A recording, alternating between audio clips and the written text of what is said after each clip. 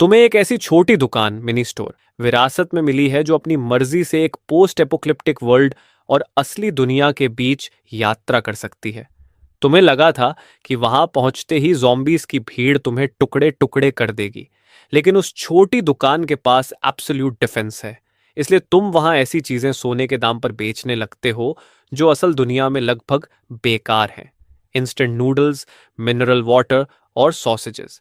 Apocalypse की उजड़ी और खतरनाक जमीन पर तुम अपना खुद का कमर्शियल एम्पायर बनाने वाले हो।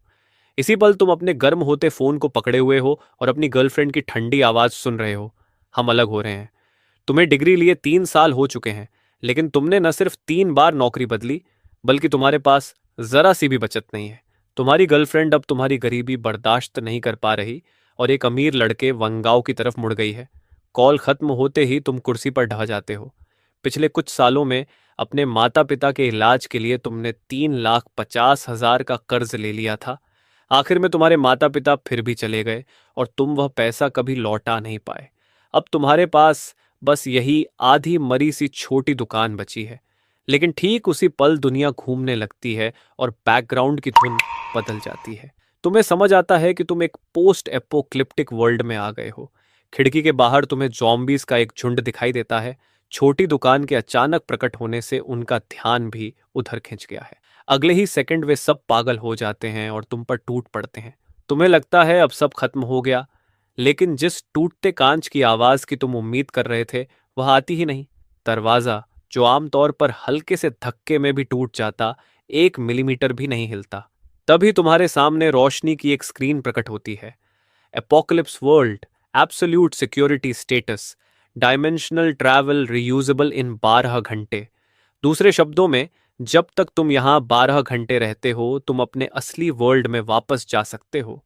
तुम बाहर खड़े मॉन्स्टर्स जैसे zombies पर नजर डालते हो और झुंझलाकर सिर खुजलाते हो। 20 वर्ग मीटर से भी छोटी यह दुकान तरह तरह के सामान से भरी है। Braised beef noodles, mineral water, sausage, bread और बिस्कुट्स। तुम्हारी दुनिया में इनकी कोई खास कीमत नहीं, लेकिन यहाँ तुम्हारे दिमाग में एक विचार अंकुरित होता है।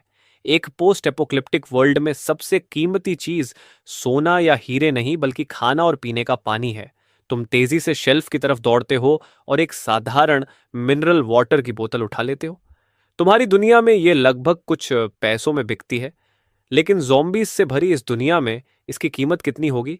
तुम्हें अपना 3,50,000 का कर्ज और जान का फोन पर तुम्हें छोड़ना याद आता है। तुम बोतल का ढक्कन खोलकर एक बड़ा घूंट पीते हो।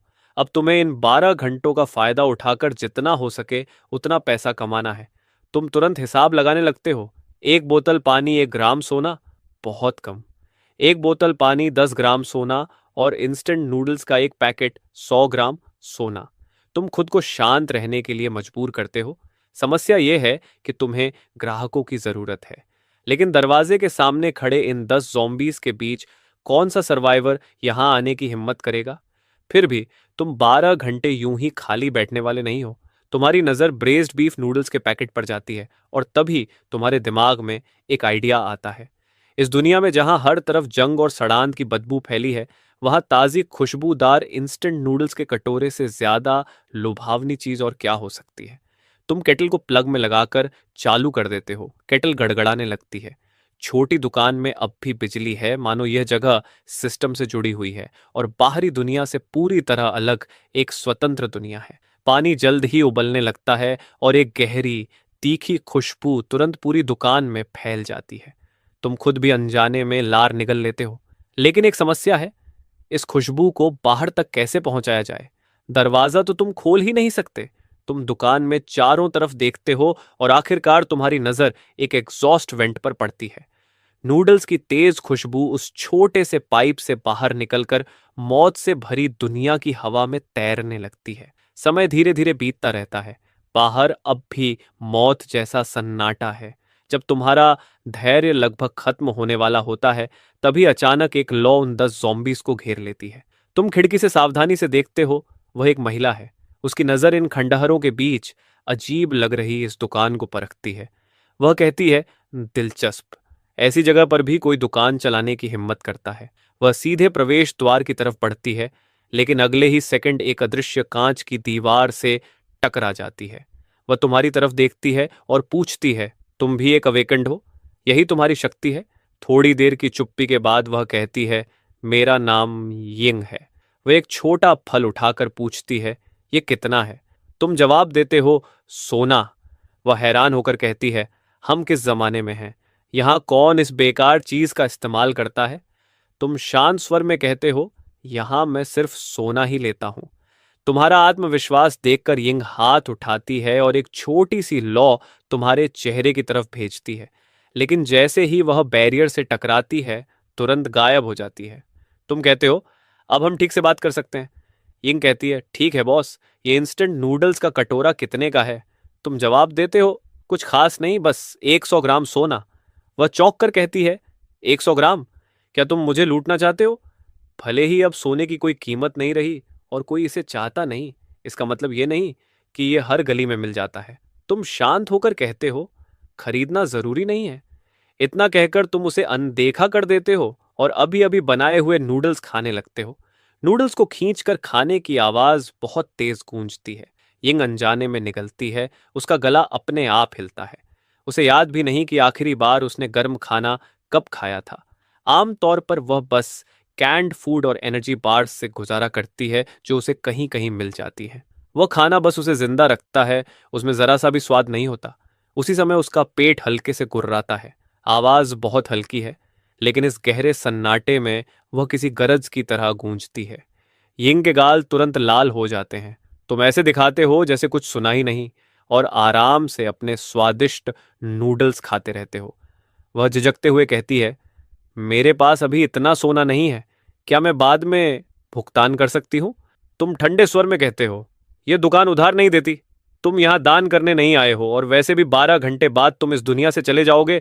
कौन जाने वो फिर लौटकर पैसे दे भी पाएगी या नहीं। आखिर में तुम नूडल्स का आखिरी कौर निगलते हो और संतोष भरी डकार लेते हो। फिर तुम लापरवाही से शेल्फ से एक सॉसेज उठाते हो और हल्की सी उंगली की चटक से उसे हवा में उछाल देते हो, जैसे कोई आवारा बिल्ली को खाना फेंक रहा हो। सॉसेज हवा में एक परफेक्ट पैराबोला बनाते हुए उड़ता है और उसी पल यिंग का शरीर तुरंत सख्त हो जाता है। ये तो बिल्कुल साफ साफ अपमान था, लेकिन उसकी समझ उसे तुरंत सॉसेज उठाकर खाने के लिए कहती है। समय जैसे ठहर सा जाता है और लगभग 2.5 सेकंड बाद आखिरकार भूख उसकी इज्जत पर भारी पड़ जाती है।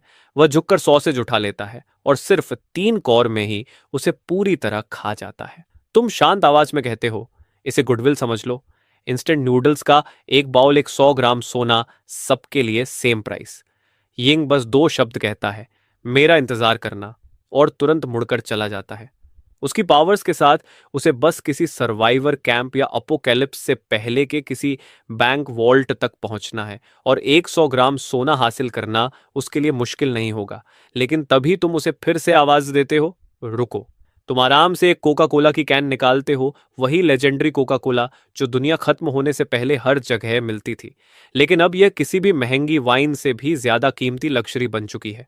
तुम कहते हो, एक कैन 50 ग्राम सोना। यिंग के जवाब देने से पहले ही तुम स्पाइसी स्टिक्स का एक पैकेट भी खोल देते हो और कहते हो, 30 ग्राम सोना, ice cold Coca, spicy sticks और गरम इंस्टेंट नूडल्स का कॉम्बो। दुनिया खत्म होने से पहले ये तीनों चीजें सबसे सस्ता मेन्यू हुआ करती थीं, लेकिन अब उनमें अजीब सा आकर्षण था। यिंग की मुट्ठियां कस जाती हैं और उसकी उंगलियों की हड्डियां चरमराने लगती हैं। वह गुस्से में कहता है, बेहतर होगा कि तुम्हारे पास काफी स्टॉक हो। और इतना कहकर उसकी परछाई तुरंत गायब हो जाती है, क्योंकि वह अभी इसी वक्त सोना ढूंढने निकल चुका था। उस समय डायमेंशनल ट्रैवल के रिचार्ज में अभी भी 10 घंटे 30 मिनट बाकी थे, इसलिए तुम आराम से अपनी छोटी दुकान का निरीक्षण करने लगते हो। वहां 10 क्रेट्स कैंग फू नूडल्स, 15 क्रेट्स इंस्टेंट नूडल्स, ढेर सारे स्पाइसी स्टिक्स और हैम सॉसेजेस पड़े थे, और एक कोने में तुम्हें 5 अंडे भी मिल जाते हैं। ये देखते ही तुम्हारे दिमाग में एक और आइडिया आता है। लगभग 1 घंटे बाद बाहर से भारी कदमों की आवाज सुनाई देती है। यिंग वापस आ चुका था। वह थोड़ा घायल लग रहा था और उसके हाथ में एक काला बैग था। वह कहता है, 200 ग्राम सोना, 1 ग्राम भी कम नहीं। तभी सिस्टम की आवाज आती है, क्या इस वस्तु को सुरक्षा क्षेत्र में प्रवेश की अनुमति दी जाए? तुम चुपचाप अनुमति दे देते हो और काला बैग एक अदृश्य हाथ से उठकर धीरे धीरे उड़ता हुआ तुम्हारे पैरों के पास आ गिरता है। ये देखकर यिंग की आंखें सिकुड़ जाती हैं, क्योंकि यह आदमी उसकी कल्पना से भी ज्यादा रहस्यमय था। सामान गिनने के बाद तुम braised beef noodles, ice cold Coca और स्पाइसी स्टिक्स निकालते हो और फिर यिंग के सामने ही पानी उबालते हो। थोड़ी ही देर में नूडल्स तैयार हो जाते हैं और तुम भाप छोड़ते हुए बोल को दरवाजे तक ले जाते हो। यिंग सोचता है कि अब तुम उसे बोल दे दोगे, लेकिन तभी तुम अचानक रुक जाते हो और अपनी जेब से एक अंडा निकालकर उसे देखते हुए कहते हो, सुंदर लेडी, अगर इसमें एक एक भी डाल दूं तो? यिंग पूछता है, कितने का? तुम जवाब देते हो, 50 ग्राम सोना। ये सुनते ही यिंग भड़क जाता है। एक अंडे के लिए 50 ग्राम सोना? क्यों ना तुम सीधे लोगों को लूट ही लो। लेकिन तुम बिल्कुल शांत रहते हो और कहते हो, लेना जरूरी नहीं है, ये घर के एग्स हैं, स्पेशल कस्टमर्स के लिए रिजर्व्ड। और इतना कहकर तुम अंडा वापस रखने का नाटक करते हो। तभी यिंग तुरंत बोल उठता है, रुको। एक पावरफुल फ्लेम अवेकेंड होने के नाते वह हमेशा वही रहा था जिसके सामने लोग झुकते थे, लेकिन आज वह बस अपमान सहता जा रहा था। वह अपनी कमर से बंधी छोटी लेदर पाउच में हाथ डालता है और कबूतर के अंडे जितना एक क्रिस्टल निकालता है जो उसकी हथेली पर चमक रहा था। वह कहता है, मेरे पास अभी और सोना नहीं है, ये लो और इसके बदले वह एग दे दो। तुम भौं चढ़ाकर सोचते हो, ये क्या अजीब चीज है। तुम मना करने ही वाले थे कि तभी एक लाइट स्क्रीन सामने आ जाती है। High energy object detected, primary zombie essence detected. इस ट्रांजैक्शन को स्वीकार करने की सिफारिश की जाती है। उसी पल तुम्हें समझ आता है कि तुम पूरी तरह गलत सोच रहे थे, क्योंकि तुम लगातार 3,50,000 के कर्ज को चुकाने के बारे में सोचते रहे, जबकि असल में इस दुकान का असली मकसद इन एसेंस कोर्स को इकट्ठा करना है। एक पल में सब साफ हो जाता है, लेकिन तुम्हारे चेहरे पर अब भी घृणा का भाव बना रहता है और तुम कहते हो, यह बदसूरत सा पत्थर क्या है, बड़ा घिनौना लगता है। यिंग जवाब देता है, यह ज़ॉम्बी के दिमाग से निकला कोर है, अवेकेंड लोगों की ट्रेनिंग के लिए जरूरी है। सोना तो इसके जूतों की धूल के बराबर भी नहीं। तुम मन ही मन सोचते हो, तो ये क्रिस्टल्स इस दुनिया की ट्रेनिंग रिसोर्स हैं, लेकिन मैं तो बस एक दुकान चलाता हूं, मुझे इससे क्या फायदा। ये सुनकर यिंग गुस्से से कांपने लगता है, क्योंकि उसके सामने खड़ा आदमी न सिर्फ पागल है, बल्कि खजाने की पहचान भी नहीं करता। उसे फटने के कगार पर देखकर तुम आह भरते हो और कहते हो, ठीक है, ठीक है, चूंकि तुम इतना इंसिस्ट कर रहे हो तो इस बार एग्जेप्शन कर देता हूं। जैसे ही तुम ये कहते हो, तुम मन ही मन कोर लेने का सोचते हो और वह तुरंत यिंग की हथेली से गायब होकर तुम्हारी इन्वेंट्री में चला जाता है। तुमने उसे देखने की भी जरूरत नहीं समझी और लापरवाही से रख दिया। फिर तुम नूडल्स, कोका और स्पाइसी स्टिक्स यिंग को दे देते हो और वह फोर्क उठाकर बड़े बड़े कौर में सब कुछ खा जाता है, पोल में पड़े हरे प्याज तक नहीं छोड़ता। फिर वह कोका खोलकर एक ही सांस में पी जाता है और स्पाइसी स्टिक्स का पैकेट फाड़कर एक एक करके सब खा जाता है, जबकि इस पूरे समय तुम बस चुपचाप उसे देखते रहते हो। आखिर में यिंग कहता है, मैं फिर आऊंगा, और मुड़कर गली के अंधेरे में गायब हो जाता है। उसके जाने के बाद ही तुम वह मिस्टीरियस गोल्डन कोर निकालते हो और सिस्टम का मैसेज सामने आता है। प्राइमरी ज़ॉम्बी गोल्डन कोर मानव के जेनेटिक लॉक्स को तोड़ सकता है। इसे इस्तेमाल करने पर अवेकेंड बनने की संभावना मिलती है, लेकिन अगर अब्जॉर्प्शन फेल हो जाए तो शरीर तुरंत एलिमेंट्री पार्टिकल्स में बिखर जाता है और सफलता की दर 1% से भी कम है। यह सुनकर तुम्हारा हाथ कांप जाता है और तुम लगभग उस कोर को फेंक ही देते हो, क्योंकि 1% से कम सक्सेस रेट कोई मौका नहीं बल्कि सीधे नरक का टिकट है। लेकिन तभी दुकान का सिस्टम एक और नोटिफिकेशन दिखाता है कि दुकान के सुरक्षा क्षेत्र में उपयोगकर्ता हर तरह के नुकसान से इम्यून रहेगा, चाहे वह फिजिकल डैमेज हो, एनर्जी शॉक हो, मेंटल कॉन्टैमिनेशन हो या जेनेटिक कोलैप्स। ये देखकर तुम फिर से अपने हाथ में पकड़े गोल्डन कोर को देखते हो और समझ जाते हो कि तुम्हारे लिए इसमें कोई जोखिम नहीं है। तुम सोचते हो कि इसे कैसे इस्तेमाल किया जाए, क्या सीधे निगल लिया जाए। ये बिल्कुल खाने लायक नहीं लगता, लेकिन यिंग को याद करते हुए जो हवा में से फ्लेम्स निकाल रहा था, तुम एक झटके में उसे निगल लेते हो। अगले ही पल असहनीय दर्द पूरे शरीर में फैल जाता है और तुम झींगे की तरह दोहरे हो जाते हो। मिनट दर मिनट समय बीतता है और आखिरकार वह भयानक दर्द गायब हो जाता है। उसकी जगह एक जबरदस्त शक्ति का एहसास तुम्हारे पूरे शरीर में फैल जाता है और तुम समझ जाते हो कि यही अवेकेनेड बनने की ताकत है। कितनी भयानक शक्ति। फिर तुम यिंग की तरह वही पोज बनाकर खड़े हो जाते हो, फायर। लेकिन कुछ भी नहीं हुआ। तुम्हारी उंगलियों के सिरे पर जरा सी चिंगारी तक नहीं निकली। धत्तेरे की, क्या अवेकनिंग फेल हो गया? जितना ज्यादा तुम इसके बारे में सोचते गए, उतना ही गुस्सा बढ़ता गया। तुमने बगल में रखी शेल्फ पर जोर से मुक्का मार दिया। अचानक शेल्फ और उस पर रखे सारे स्नैक्स पूरी तरह गायब हो गए।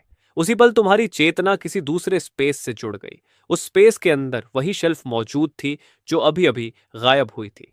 तुमने हाथ बढ़ाकर देखने की कोशिश की और गायब हुई शेल्फ तुरंत अपनी जगह वापस आ गई। तभी सिस्टम ने एक नोटिफिकेशन भेजा, दूसरी अवेकनिंग सफल, नई क्षमता प्राप्त, डायमेंशनल वेयरहाउस। ये स्पेस टाइम को अलग करके रख सकता है। सोच के जरिए स्टोरेज और रिट्रीवल संभव है। मौजूदा कैपेसिटी 1 घन मीटर। इसके बाद तुमने बार बार स्पाइसी स्टिक्स को प्रकट और गायब करके प्रैक्टिस करना शुरू कर दिया। प्रकट, गायब, प्रकट, गायब। और धीरे धीरे तुम अपने ही ख्यालों में खो गए। सोना सिर्फ आर्थिक संकट हल कर सकता है, लेकिन गोल्ड कोर ही असली चाबी है जिससे इस अपोकलिप्स में जिंदा रहा जा सकता है। अब रिचार्ज होने में 9 घंटे बाकी थे, इसलिए निकलने से पहले तुम्हें ज्यादा से ज्यादा गोल्ड कोर इकट्ठा करने ही होंगे। सिर्फ एक पैकेट नूडल्स की खुशबू से ही यिंग खिंची चली आई थी, तो अगर इस खुशबू को 10 गुना या 20 गुना बढ़ा दिया जाए तो? यही सोचकर तुमने एक बड़ी कड़ाही निकाली और उसमें पूरे 20 पैकेट इंस्टेंट नूडल्स पकाए। आखिर में तुमने हाई पावर एग्जॉस्ट फैन को पूरी ताकत से चला दिया। बस तैयार था तुम्हारा end of the world Buddha jumping over the wall वाला प्लान। 3 गलियों दूर एक छोड़ी हुई इमारत के अंदर एक जवान लड़का कोने में सिमटा बैठा था। एक चेहरे पर निशान वाला आदमी अपनी बंदूक की नली साफ कर रहा था। तभी चश्मा पहने एक आदमी चिंतित आवाज़ों में बोला, टाइगर, चियाओलू के घाव और भी खराब हो गए हैं। अगर हमें दवा नहीं मिली तो मुझे डर है कि वह। टाइगर नाम का वह निशान वाला आदमी चुपचाप सिर हिलाने लगा। इस इलाके का सारा खाना बहुत पहले ही लूट लिया गया था, और जहां तक दवाइयों की बात थी, इस दुनिया में वह ऐसी विलासिता थी जिसके बारे में सोचना भी मुश्किल था। लेकिन ठीक उसी समय एक बेहद ललचाने वाली खुशबू उनके पास तक पहुंच गई। टाइगर, बाहर कोई नूडल्स पका रहा है, चुप रहो। उसकी समझ जोर जोर से चिल्ला रही थी कि यह एक जाल है। अपोकैलिप्स के बीच जो भी इंसान इतनी खुलेआम खाना पकाने की हिम्मत करता है, वह या तो पागल होता है या फिर बेहद ताकतवर शिकारी। फिर भी इतने समय से भूख से तड़प रहा उसका शरीर जोर जोर से गुड़गुड़ाने लगा। उसे ढूंढो और खा लो। चश्मा पहने आदमी भी बेचैन हो गया। टाइगर, हमारे पास ज्यादा समय नहीं है। अगर देर हो गई तो हमें सूप भी नहीं मिलेगा। टाइगर अच्छी तरह जानता था कि अगर ऐसा ही चलता रहा तो वे तीनों आखिरकार भूख से मर जाएंगे। आखिर उसकी आंखों में एक दृढ़ चमक उभरी। वे कई गलियों को पार करते हुए आगे बढ़े और अंत में एक छोटी सी सुपर 8 के सामने पहुंचे। दरवाजे के ठीक सामने एक विशाल कड़ाही रखी थी जिसमें इंस्टेंट नूडल्स और सैसेज उबल रहे थे, और तुम दरवाजे के फ्रेम से टिके आराम से खड़े थे। जाल? बिल्कुल जाल। तीनों ने मुश्किल से निगलते हुए लार रोकी, लेकिन आगे बढ़ने की हिम्मत नहीं हुई। तभी टाइगर ने देखा कि सड़क के दूसरी तरफ एक छोड़ी हुई गाड़ी के पीछे कोई आदमी छिपा हुआ है। उसने भी इस समूह को देख लिया था और जल्दी से उन्हें चुप रहने का इशारा किया। टाइगर ने ध्यान से चारों ओर देखा तो उसे और भी लोग छिपे हुए दिखे।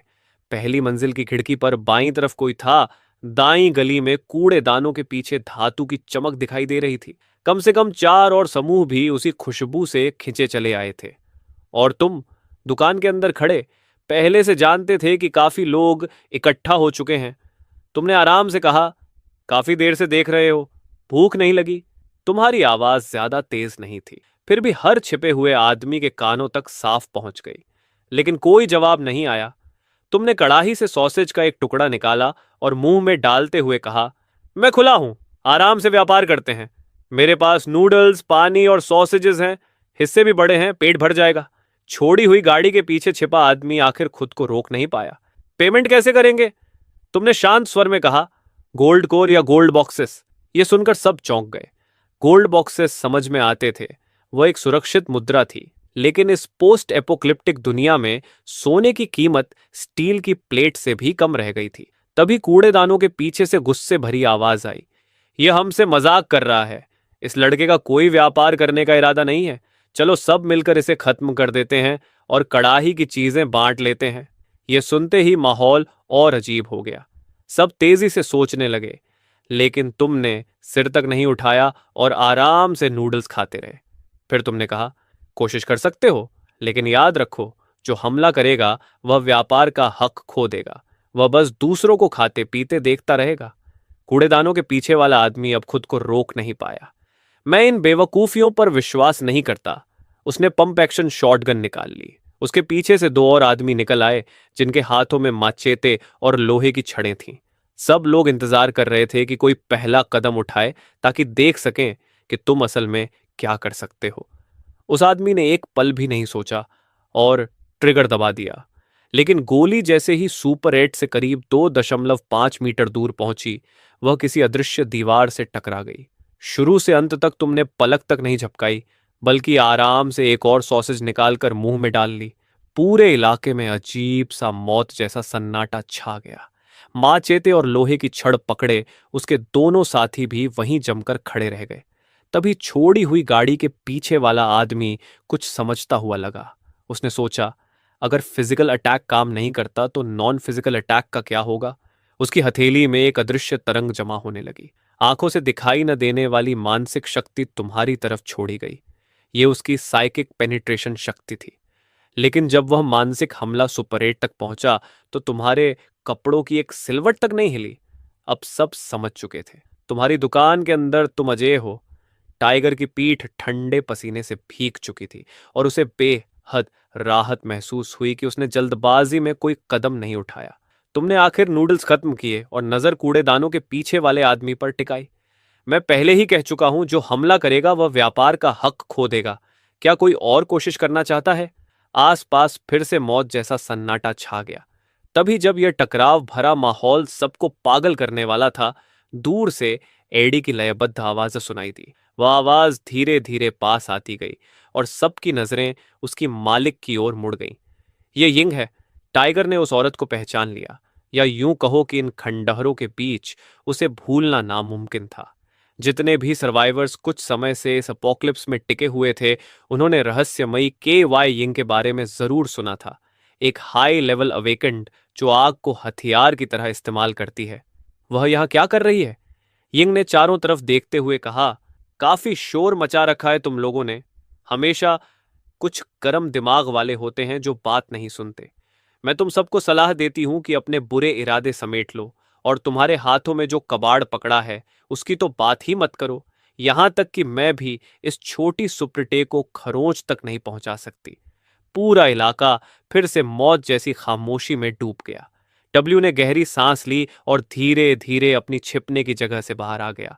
उसने अपनी दोनों हथेलियां खोलकर ऊपर उठा दी, ताकि दिखा सके कि उसका कोई बुरा इरादा नहीं है। कोनों में छिपे बाकी सर्वाइवर्स भी एक एक करके बाहर आने लगे। यिंग ने अब उनकी तरफ ध्यान ही नहीं दिया। उसने अपनी बेल्ट से कुछ चीजें निकाली। 3 चमचमाते सोने के इनगट्स, हर एक काफी बड़ा था। उसने कहा, मुझे बिस्किट्स, कैंड फूड और पानी चाहिए। ऐसा खाना जो आसानी से ले जाया जा सके और लंबे समय तक रखा जा सके। उसके जैसे एलीट हंटर के लिए रेडी टू ईट इंडस्ट्रियल खाना सबसे तर्कसंगत चुनाव था। तुम्हें भी समझदार लोगों के साथ व्यापार करना पसंद था। तुमने जल्दी से कंप्रेस्ड बिस्किट्स, कैनड मीट और बॉटल्ड वाटर निकाल दिए। सौदा आसानी से हो गया। सबकी आंखों के सामने यिंग ने खाना उठाया, मुड़ी और अंधेरे में गायब हो गई। फिर सबकी निगाहें दोबारा तुम्हारी तरफ मुड़ गईं। इस बार उनमें न शक था न दुश्मनी, सिर्फ शुद्ध इच्छा। तुमने कहा, अब तुम्हारी बारी है। नियम समझ गए हो ना? गोल्ड या कोरस के बदले खाना, लेकिन इनके लिए नहीं। ये कहते हुए तुमने उन 3 आदमियों की तरफ इशारा किया जिन्होंने पहले हमला किया था। वह आदमी अब और सहन नहीं कर पाया। वह रेंगता हुआ तुम्हारे पैरों में गिर पड़ा। बॉस, मुझसे गलती हो गई, सच में गलती हो गई। प्लीज मुझे कुछ खाने को दे दो, कम से कम सूप की एक घूंट ही सही। उसके पीछे उसके दोनों साथी भी घुटनों के बल गिरकर दया की भीख मांगने लगे। आसपास के सर्वाइवर्स के चेहरों पर कोई दया नहीं थी। बस यह राहत थी कि उन्होंने जल्दबाजी में हमला नहीं किया। तुमने ठंडे स्वर में कहा, मैंने कहा था, जो हमला करेगा वह अपना अधिकार खो देगा। इसके बाद तुमने उन्हें पूरी तरह नजरअंदाज कर दिया। तुम्हारी नजर भीड़ पर घूमी। और कौन एक्सचेंज करना चाहता है? तभी डब्ल्यू ने एक गोल्ड कोर निकाला और तुम्हें दिखाया। बस तुम्हारे एक ख्याल से वह कोर हवा में उछलकर सीधा तुम्हारी जेब में जा गिरा। तुमने एक शब्द भी नहीं कहा। तुम मुड़े और 3 बड़े कटोरे निकाले जो नूडल्स और सॉसेजेस से भरे हुए थे। जैसे ही डब्ल्यू ने कटोरा हाथ में लिया, उसने ऐसी गर्माहट महसूस की जो उसने बहुत समय से नहीं महसूस की थी। तीनों आदमी तुरंत अपने कटोरे में मुंह डालकर जोर जोर से नूडल्स खाने लगे। एक के शुरू करते ही बाकी लोग भी खुद को रोक नहीं पाए। बॉस, मैं भी एक्सचेंज करना चाहता हूं। मैं भी, मेरे पास गोल्ड कोर है। यहां तक कि वह आदमी जिसने पहले तुम पर हमला किया था, वह भी धीरे से आगे आया। उसने चुपचाप एक गोल्ड कोर निकाला। आंख उठाकर देखने की भी हिम्मत नहीं हुई। तुमने उसका पेमेंट स्वीकार किया और बिना किसी भाव के उसे भी एक कटोरा दे दिया। एक बार जब व्यापार की धारा खुल जाती है तो उसे बंद करना मुश्किल होता है। किसी ने सोने के गहने निकाले, किसी ने अलग अलग साइज के गोल्ड कोर्स। जल्द ही तुम्हारे काउंटर के नीचे दर्जनों कोर्स जमा हो गए और बड़ी कड़ाही के नूडल्स धीरे धीरे खत्म होने लगे। लेकिन उसी समय पहले वाले 3 आदमी पूरी तरह निराशा में डूब गए। उनमें से एक अचानक चिल्लाया, अगर हमें नहीं मिलेगा तो किसी को भी नहीं मिलेगा। वह तुरंत एक कमजोर दिखने वाले सर्वाइवर पर टूट पड़ा। नूडल्स और सूप जमीन पर फैल गए। जो लोग खा रहे थे वे सब रुक गए और उस आदमी को बर्फ जैसी ठंडी और गुस्से भरी नजरों से घूरने लगे जिसने नियम तोड़ा था। तुमने भी नूडल्स परोसना बंद कर दिया और यह तमाशा देखने लगे। तभी अचानक आग की एक चमक कौंधी। वह आदमी चीखने का मौका भी नहीं पा सका। उसका पूरा शरीर एक मुट्ठी राख में बदल गया। उसके दोनों साथियों का भी वही हाल हुआ। सब कुछ सिर्फ 3 सेकंड में खत्म हो गया। एक पल में तीनों आदमी पूरी तरह गायब हो गए। यिंग धीरे धीरे अंधेरे से बाहर आई और बोली, मुझे नियम तोड़ने वाले लोग बिल्कुल पसंद नहीं। तुमने फ्रिज से कोका कोला की एक कैन निकाली और यिंग की तरफ उछाल दी। तुमने कुछ नहीं कहा और फिर से कड़ाही में नूडल्स चलाने लगे। व्यापार पूरी तरह शांत और व्यवस्थित तरीके से चलता रहा। तभी और उसके दोनों साथी अपना नूडल्स खत्म कर चुके थे। यहां तक कि उन्होंने सूप की एक बूंद भी नहीं छोड़ी। खंडहरों के हर कोने से लोग आते रहे। सुपर एटी की शेल्फ आश्चर्यजनक गति से खाली होती गई। कोई कीमत की शिकायत नहीं कर रहा था और कोई समस्या भी नहीं खड़ी कर रहा था। आखिरकार तुमने दुकान का सारा सामान बेच दिया। यिंग खाली कोका कोला कैन फेंकते हुए तुम्हारे पास आई और बोली, अब तो तुम काफी अमीर हो गए हो। पता नहीं अगली बार कब लौटोगे। उसने तुम्हें गहरी नजर से देखा, फिर मुड़ी और अंधेरे में गायब हो गई। जब सब लोग चले गए तो पूरा इलाका फिर से शांत हो गया। बस एक ख्याल से तुमने अपना डायमेंशनल वेयरहाउस खोल दिया। अंदर रखा सोना 100 किलो से भी ज्यादा हो चुका था और कुल 33 गोल्ड कोर्स भी थे। गोल्ड कोर निगलने पर भयानक दर्द होता है, लेकिन तुमने एक पल भी नहीं सोचा और सभी कोर्स एक साथ निगल लिए। इस बार दर्द से ज्यादा एक अकल्पनीय ऊर्जा का तूफान उमड़ा। अगर तुम सुपर एटी के अंदर नहीं होते तो ये ऊर्जा शायद तुम्हें तुरंत चिथड़े चिथड़े कर देती। भयंकर दर्द के बीच तुमने आखिरी बूंद तक उस ऊर्जा को एब्जॉर्ब कर लिया। जब तुमने दोबारा आंखें खोलीं तो छत पर उड़ते हुए एक कीड़ा दिखाई दिया। जो पंख पहले बहुत तेज लगते थे, अब असामान्य रूप से धीमे लग रहे थे। दरवाजे के पीछे जॉम्बीज की गुर्राहट सुनाई दे रही थी और हवा में खून और गीली मिट्टी की गंध साफ महसूस हो रही थी। तुम्हारी इंद्रियां अविश्वसनीय स्तर तक तेज हो चुकी थीं। तुमने पास की शेल्फ की तरफ हवा में पकड़ने जैसा इशारा किया। हल्की सी कंपन के बाद शेल्फ धीरे धीरे हवा में उठने लगी। यह डायमेंशनल वेयरहाउस की शक्ति नहीं थी, बल्कि टेलीकिनेसिस थी। तुमने तुरंत अवेकेंड सिस्टम की स्क्रीन खोली। डायमेंशनल वेयरहाउस, मौजूदा कैपेसिटी 1000 क्यूबिक मीटर, नई अवेकेंड एबिलिटी टेलीकिनेटिक कंट्रोल जो 50 किलो से कम वजन की चीजों को दूर से नियंत्रित कर सकती है।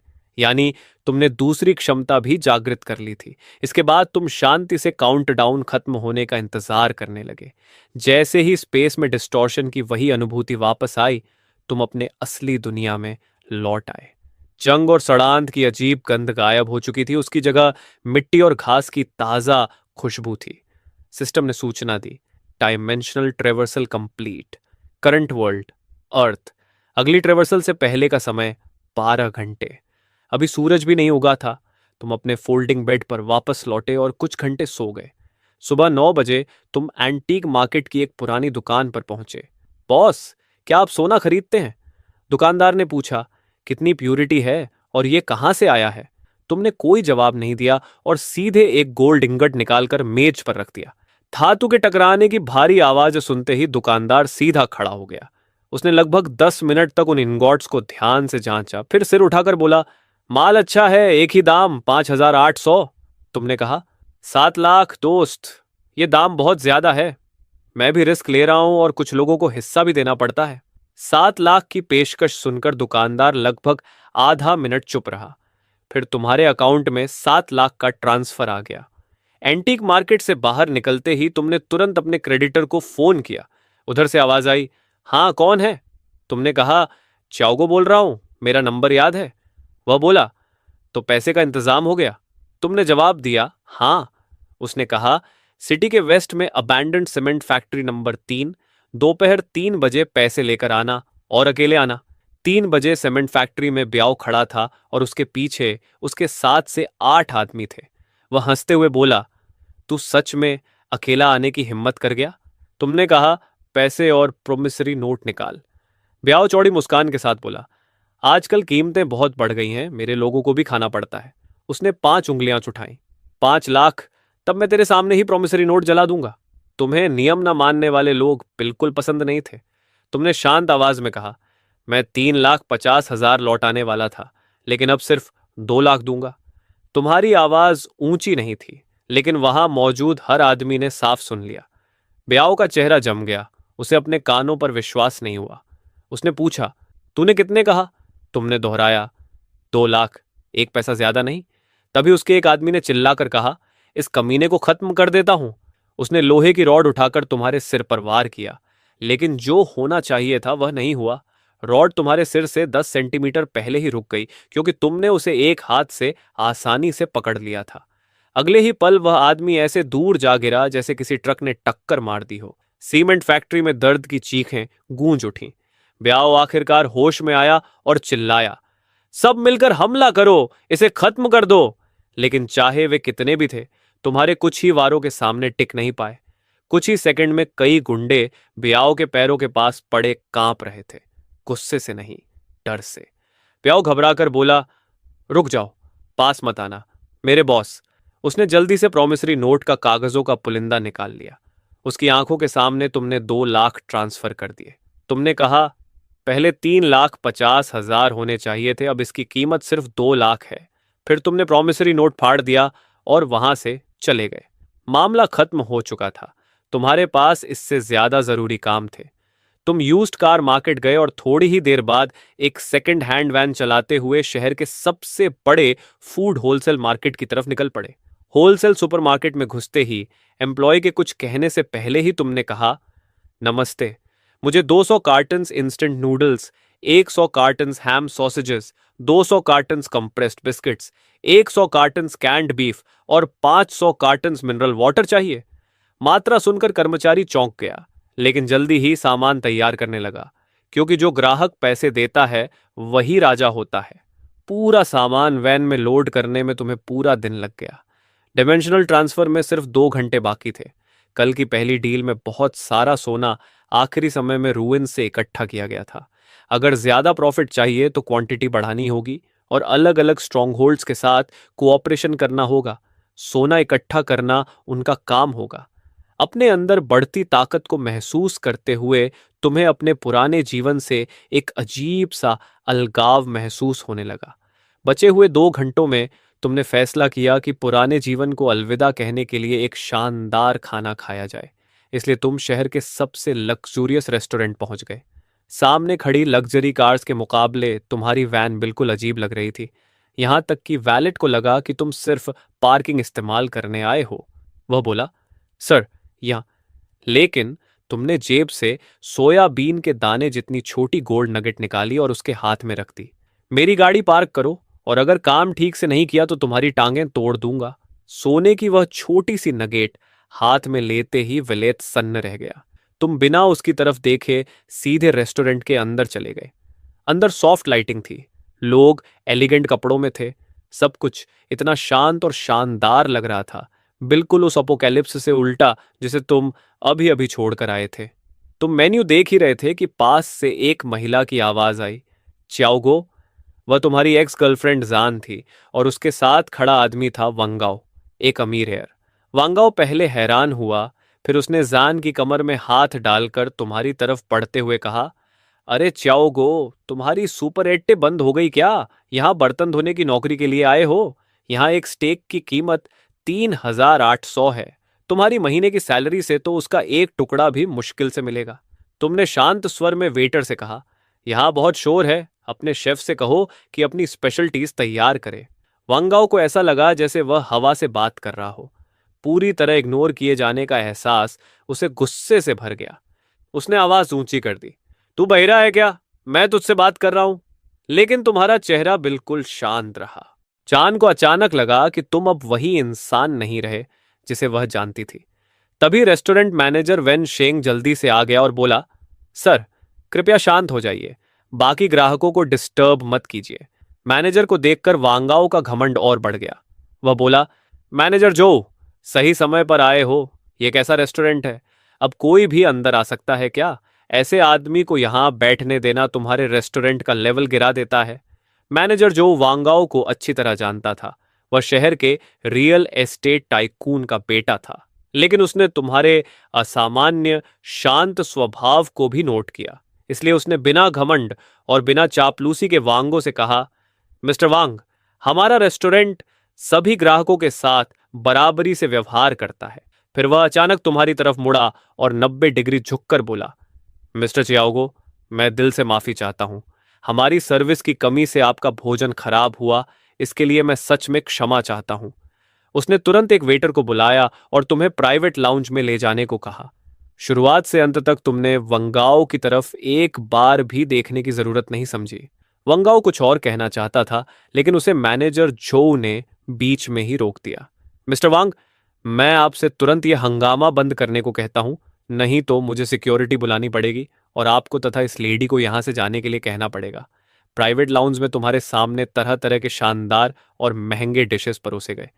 पहले के समय में तुम्हें यहां खाने का हक भी नहीं मिलता, लेकिन अब जब तुमने छक लिया तो तुम्हें एहसास हुआ कि इसमें कोई खास बात भी नहीं है। खाना खत्म करने के बाद तुम वापस अपनी सुपरेट लौट आए। अगले डायमेंशनल ट्रांसफर में अब सिर्फ 150 सेकंड बाकी थे।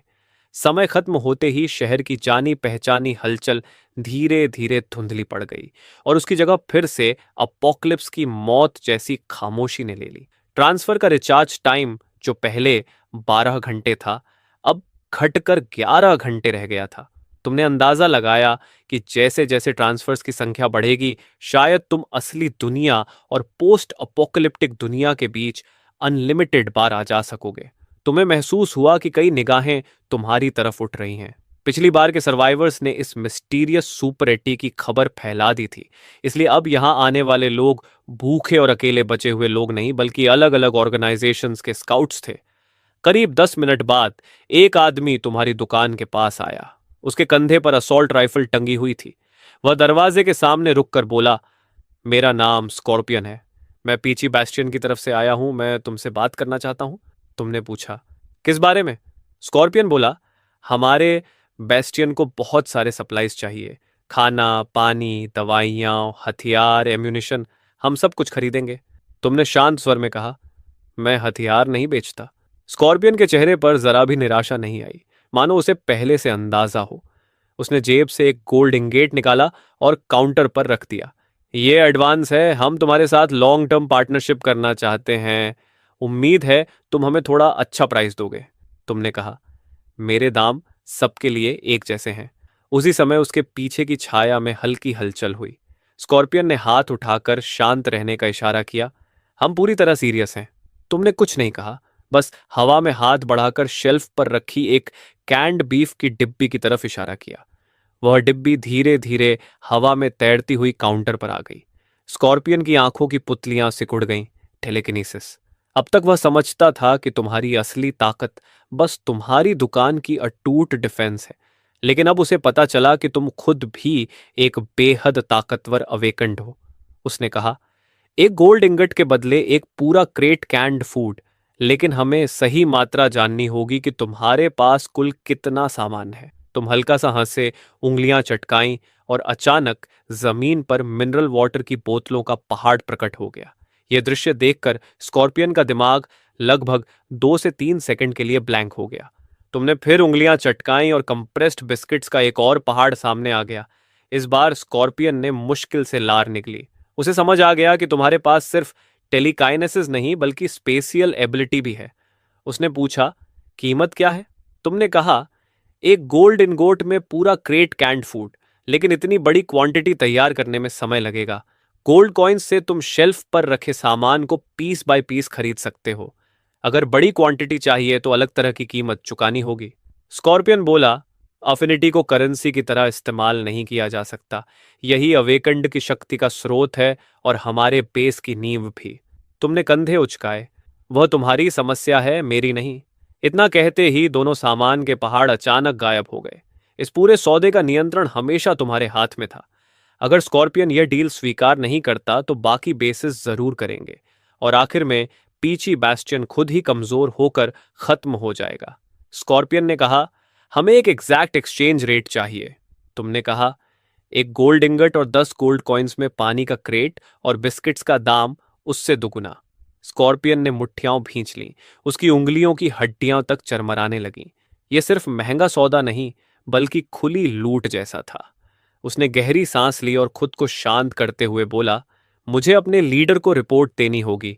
इस गोल्ड इनगट को जानकारी की फीस समझ लो। तुमने सिर हिलाया और इनगॉट जेब में रख लिया। स्कॉर्पियन कुछ बोले बिना अंधेरे में लौट गया। तुम काउंटर के पीछे खड़े होकर पहले से साफ काउंटर को यूं ही पोंछने लगे।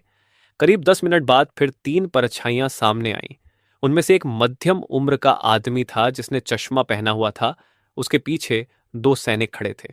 उसने कहा, नमस्ते, मेरा नाम जे है। लोग मुझे प्रोफेसर जे कहते हैं। मैं लाइट हाउस शेल्टर से आया हूं। तुम चुपचाप उसे देखते रहे। वह बोला, इकोनॉमिक नजरिए से देखा जाए तो तुम्हारा यह बिजनेस मॉडल लंबे समय तक टिकाऊ नहीं है।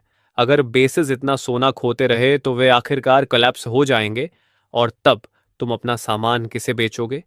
तुमने शांत स्वर में कहा, जो बचेगा उसकी कीमत और बढ़ जाएगी। प्रोफेसर जे के चेहरे की मुस्कान जम गई। उसने कहा, तुम्हें सिस्टम या फ्यूचर की कोई परवाह नहीं, क्योंकि कीमत तय करने की ताकत सिर्फ तुम्हारे पास है। तभी यंग अंधेरे से बाहर आई। एक गोल्ड कॉइन काउंटर पर गिरा। तुमने बिना कुछ कहे सेल्फ हीटिंग राइस का एक डिब्बा, कैंड बीफ और 2 मिनरल वाटर की बोतलें रख दी। यिंग ने सामान उठाया और बिना कुछ बोले वापस अंधेरे में चली गई। पूरी ट्रांजैक्शन बिल्कुल खामोशी में हुई और प्रोफेसर जे का तथाकथित लॉजिकल एनालिसिस मजाक बनकर रह गया। फिर तुमने कहा, एक गोल्ड इनगॉट और 10 गोल्ड कॉइन्स में क्रेट। अगर बड़ी क्वांटिटी चाहिए तो एक्स्ट्रा देना होगा। अभी तुम लोगों की बेकार बातों में मेरे 3 मिनट बर्बाद हुए, इसलिए अब 15 गोल्ड बॉक्सेस लगेंगे। प्रोफेसर जे ने बिना हिचकिचाहट कहा, हम मानते हैं। उसके लिए साफ था कि शायद तुम वेस्टलैंड के सबसे ताकतवर अवेकेंड नहीं हो, लेकिन तुम्हारी सुपर 80 पूरी तरह इनविंसिबल है। उसने जेब से मिलिट्री कम्युनिकेटर निकाला और कहा, ल्यू, तुरंत 3 गोल्ड इनगट्स और 15 गोल्ड बॉक्सेस लेकर आओ। करीब 20 मिनट बाद दूर से इंजन की आवाज सुनाई दी। क्लैंग। 2 भारी मेटल क्रेट्स तुम्हारे सामने रखे गए। एक में गोल्ड इनगट्स भरे थे और दूसरे में 15 गोल्ड बॉक्सेस। तुमने भी दूसरी तरफ पानी के क्रेट्स फेंक दिए। सौदा पूरा होते ही अंधेरे से एक और आकृति उभरी। स्कॉर्पियन वापस आ गया था। इस बार उसके साथ 20 लोगों की पूरी टीम थी। लगभग इंस्टिंक्टिवली दोनों ग्रुप्स ने एक दूसरे पर हथियार तान दिए। स्कॉर्पियन बोला, हम वह सब लाए हैं जो तुमने मांगा था। कई क्रेट्स खोले गए। उनमें सिर्फ गोल्ड इनगट्स ही नहीं बल्कि 20 गोल्ड बॉक्सेस भी थीं। ये तुम्हारे मांगे हुए से 10 ज्यादा हैं। इस सीधे जेस्चर से स्कॉर्पियन साफ साफ अपनी इंटेंशंस दिखा देता है। प्रोफेसर जे का चेहरा एकदम पीला पड़ जाता है, जैसे किसी लाश का हो। लगता है उसके लिए हालात ठीक नहीं है। वही पुराने अंदरूनी कॉन्फ्लिक्ट्स फिर से सामने आ गए हैं। तुम हाथ हिलाते हो और अपने डायमेंशनल वेयरहाउस से कंप्रेस्ड बिस्किट्स का एक ढेर और बीफ के कैंड बॉक्सेस की कुछ क्रेट्स बाहर निकालते हो। ये तुम्हारे लिए है। ये देखकर स्कॉर्पियन की सांस एक पल के लिए तेज हो जाती है। उसका दांव सच में काम कर गया। वह तुरंत गहराई से तुम्हारे सामने झुकता है, फिर मुड़कर प्रोफेसर जे की तरफ देखता है और कहता है, हम रॉक वाले यहां सिर्फ व्यापार करने आए हैं। हम झगड़ा नहीं चाहते, लेकिन अगर फेयर यहाँ लड़ना चाहता है तो हम चुनौती स्वीकार करने के लिए तैयार हैं। ये सुनते ही स्कॉर्पियन के आदमी एक साथ अपनी राइफल्स रेडी कर लेते हैं। फेयर का आदमी दांत भींचते हुए कुछ शब्द थूकता है। हम जा रहे हैं। तुम चुपचाप पूरा दृश्य देखते रहते हो। ये सब काफी इंटरेस्टिंग है। एक तरफ फेयर जो टेक्नोलॉजी और नॉलेज पर आधारित है, और दूसरी तरफ रॉक जो ताकत और डिसिप्लिन को मानता है। फेयर के जाने के बाद स्कॉर्पियन एक बार फिर तुम्हें झुककर सलाम करता है और जल्दी से वहां से चला जाता है। इन दो ट्रांजैक्शंस की वजह से तुम्हें फिर से 100 किलोग्राम सोना मिल चुका है। लेकिन यह सन्नाटा ज्यादा देर नहीं रहता।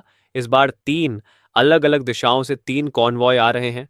हर तरफ से ज़ॉम्बीज की चीखें गूंजने लगती हैं और तीनों फैक्शंस लगभग एक ही समय पर आदेश देते हैं, लड़ाई के लिए तैयार हो जाओ। एक तरफ हैवी मशीन गन्स और असॉल्ट राइफल्स की गोलियों की बरसात शुरू हो जाती है। दूसरी तरफ अवेकेंड लोग आग के गोले और बर्फ के नुकीले स्पाइक्स फेंकते हैं। जब आखिरी ज़ॉम्बी को भी सिर में गोली मारकर गिरा दिया जाता है तो चौक पर थोड़ी देर के लिए फिर से शांति लौट आती है। तभी एक आदमी आगे बढ़कर कहता है, बॉस, हम टोमाहॉक वाले आपसे बात करना चाहते हैं। दूसरा आदमी कहता है, हम आर्क वाले भी पूरी सिंसियरिटी के साथ आए हैं। तुम शांत आवाज में कहते हो, लाइन में खड़े हो जाओ। टोमाहॉक इस डिस्ट्रिक्ट को असल में कंट्रोल करने वाले ग्रुप्स में से एक है, इसलिए उनका आदमी नाराज होकर कहता है, कब से हमें लाइन में खड़ा होना पड़ने लगा? बॉस, इसका क्या मतलब है? हम अच्छी नीयत से आए हैं। बाहर के जॉम्बीज भी हमने ही साफ किए हैं। तुम ठंडे स्वर में जवाब देते हो, मैंने कहा लाइन में लगो। अगर टोमाहॉक के लोग रूल्स नहीं मानेंगे तो मैं तुम्हें कुछ भी नहीं बेचूंगा। वह आदमी कहता है, इस डिस्ट्रिक्ट में टोमाहॉक की रेप्यूटेशन है। हमारा दोस्त बनना तुम्हारे लिए बुरा नहीं होगा। तुम बिना भाव के जवाब देते हो, मेरे लिए एक दोस्त ज्यादा या कम होने से फर्क नहीं पड़ता। या तो रूल्स मानो या फिर चले जाओ।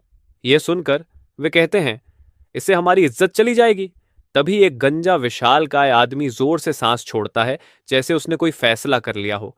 वह हाथ घुमाकर अपने आदमियों को आदेश देता है, माल लेकर आओ, आज पहले खरीदारी मैं करूंगा। टोमाहॉक के 2 सदस्य एक भारी मेटालिक क्रेट उठाकर आगे आते हैं। तुम तुरंत कहते हो, किसी ने रूल्स तोड़े हैं, ट्रांजैक्शन खत्म। इतना कहकर तुम हाथ हिलाते हो और सारी गुड्स वापस डायमेंशनल वेयरहाउस में रख देते हो। एक ही पल में पूरी शॉप खाली हो जाती है। बाकी 2 फैक्शंस गुस्से से उस गंजे कोलोसस को घूरने लगते हैं। वह गरज कर कहता है, मैं सोना और गोल्ड बॉक्सेस लेकर आया हूं तुम्हारा सम्मान करने, और तुम उसे ठुकरा रहे हो। इस डिस्ट्रिक्ट में जब टोमाहॉक बोलता है तो कोई मना नहीं करता। तुम खुद को क्या समझते हो? तुम ठंडे स्वर में कहते हो, मुझे भौंकने वाले कुत्ते पसंद नहीं।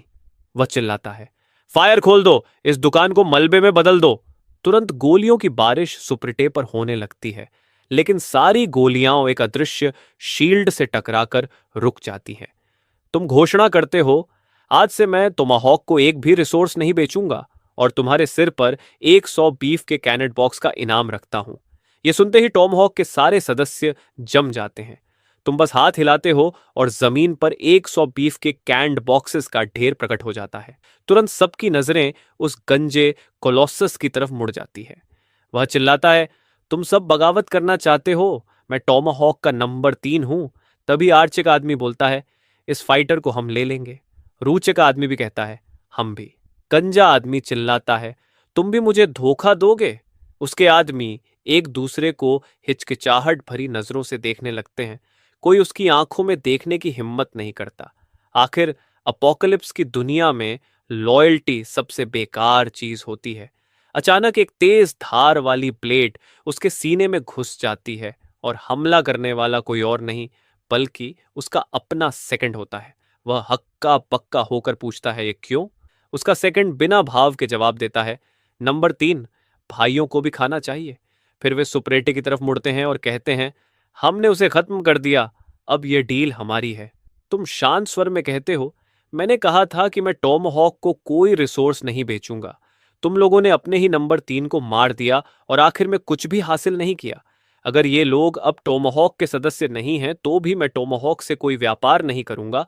बाकी लोग इसमें शामिल नहीं हैं। तभी एक आदमी आगे बढ़कर कहता है, मेरा नाम बेलू है, मैं आर्ची शेल्टर का लॉजिस्टिक्स ऑफिसर हूँ और आर्ची की तरफ से मैं आपको आधिकारिक तौर पर हमारे साथ जुड़ने का निमंत्रण देता हूँ। रूच का आदमी भी कहता है, हम भी काबिल दोस्तों का स्वागत करते हैं। उधर टॉमहॉक का सेकंड तेजी से सोचता है और कहता है, हम आर्क में शामिल होने के लिए तैयार हैं। उसके पीछे खड़े करीब 15 आदमी एक साथ हथियार नीचे कर देते हैं। तुम काउंटर पर टिके टिके आराम से हाथ उठाते हो और 100 बीफ के कैंड बॉक्सेस का पहाड़ सीधे उस सेकंड के सामने आ गिरता है। वह चालाकी से बेल्लू के पास जाता है और कहता है, सुपरवाइजर बेल्लू, आर्ची की प्रोटेक्शन के बदले हम ये कैंड बीफ आपको वेलकम गिफ्ट के तौर पर देना चाहते हैं। रूचे के सदस्य लालच भरी नजरों से देखते हैं लेकिन कुछ करने की हिम्मत नहीं करते। अब कोई भी विरोध करने की हिम्मत नहीं करता। बेल्लू काउंटर के सामने लाइन में खड़ा हो जाता है और रूचे का आदमी शुचू भी चुपचाप उसके पीछे खड़ा हो जाता है। तुम पूछते हो, क्या चाहिए? बेलू कहता है, कंप्रेस्ड बिस्किट्स, पानी और इंस्टेंट न्यूडल्स। वह दो क्रेट्स खोलता है जिनके अंदर 50 गोल्ड बार्स और 20 गोल्ड बॉक्सेस होते हैं। ट्रांजैक्शन खत्म होने के बाद भी वह तुरंत नहीं जाता और पूछता है, बॉस, क्या आप प्री ऑर्डर्स लेते हैं?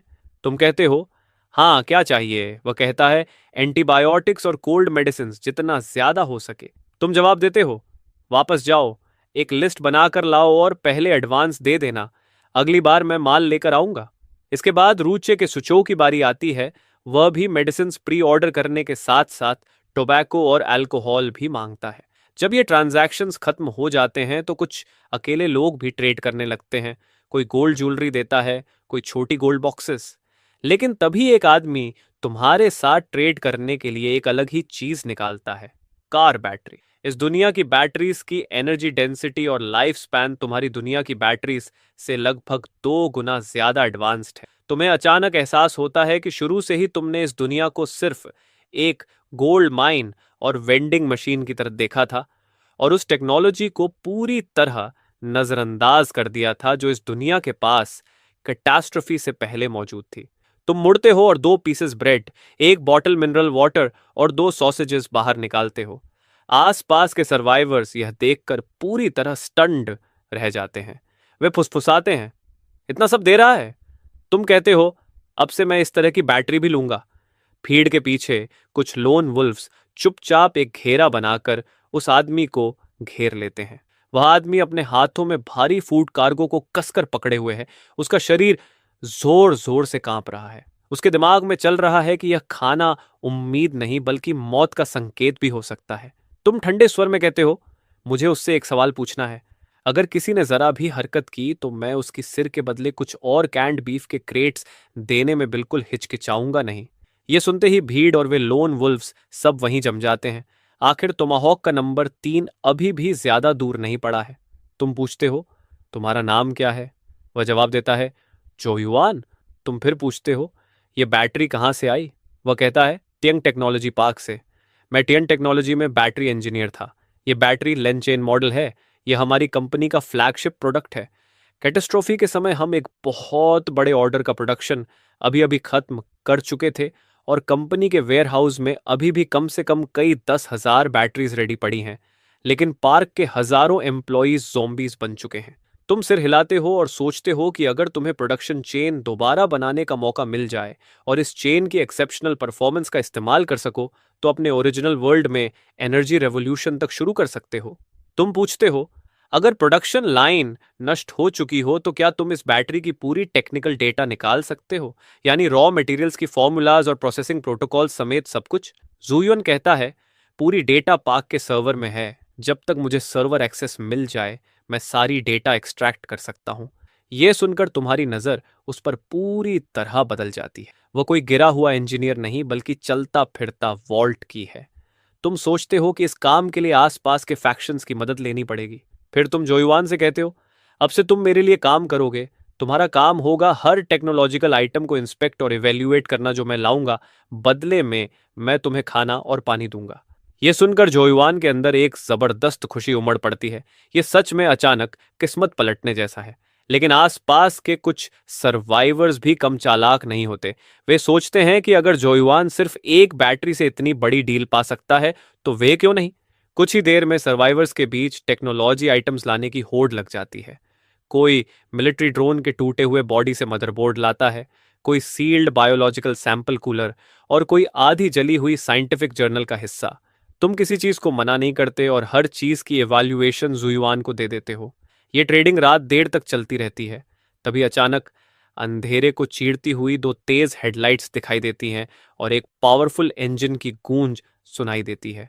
बेल्लू और शूचू लगभग एक साथ गाड़ी से उतरते हैं और कई क्रेट्स जो सोने के बार्स और गोल्ड बॉक्सेस से भरे हैं जमीन पर रख देते हैं।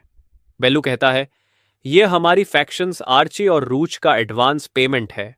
तुम शांत स्वर में कहते हो, एडवांस मिल गया, अगली डील के लिए मैं तुम्हारा माल तैयार रखूंगा।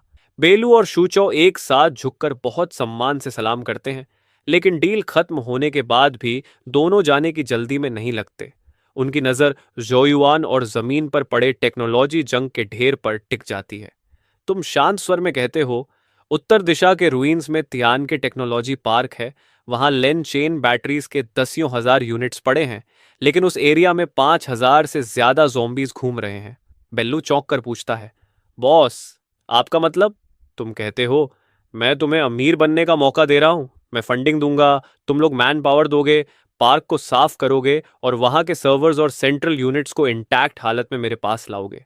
यह सुनकर बेलू और शुचौ के दिमाग तेजी से दौड़ने लगते हैं। रिस्क बहुत बड़ा है, लेकिन रिवॉर्ड भी उतना ही बड़ा है। और सबसे महत्वपूर्ण बात यह है कि इससे उस मिस्टीरियस ट्रेडर के साथ उनका मजबूत कनेक्शन बन सकता है। रूचे का आदमी तुरंत कहता है, रूचे ये मिशन लेती है, ये हमारे रीपर स्क्वाड के लिए काम है। रूइंस में हमारी इंडिविजुअल कॉम्बैट स्ट्रेंथ सबसे मजबूत है, मिशन सफल होगा। तभी आर्चे का आदमी वंगफिंग कहता है, इतनी जल्दी निष्कर्ष मत निकालो, आर्क के पास रूइंस की सबसे एडवांस टेक्नोलॉजी है, हैकिंग टीम, डिसमेंटलिंग और ट्रांसपोर्ट सब हम कर सकते हैं। फ्लॉलेस मिशन की गारंटी सिर्फ हम दे सकते हैं। तभी रॉक फैक्शन का आदमी जेसी आगे बढ़कर कहता है, टियंग टेक्नोलॉजी पार्क का मिशन हम रॉक लेते हैं। हमारे पास सबसे ज्यादा अवेकेंड फाइटर्स हैं और हम सर्वर को इंटैक्ट वापस लाने की गारंटी देते हैं। वंगफेंग हंसकर कहता है, 5,000 जोम्बीज के बीच?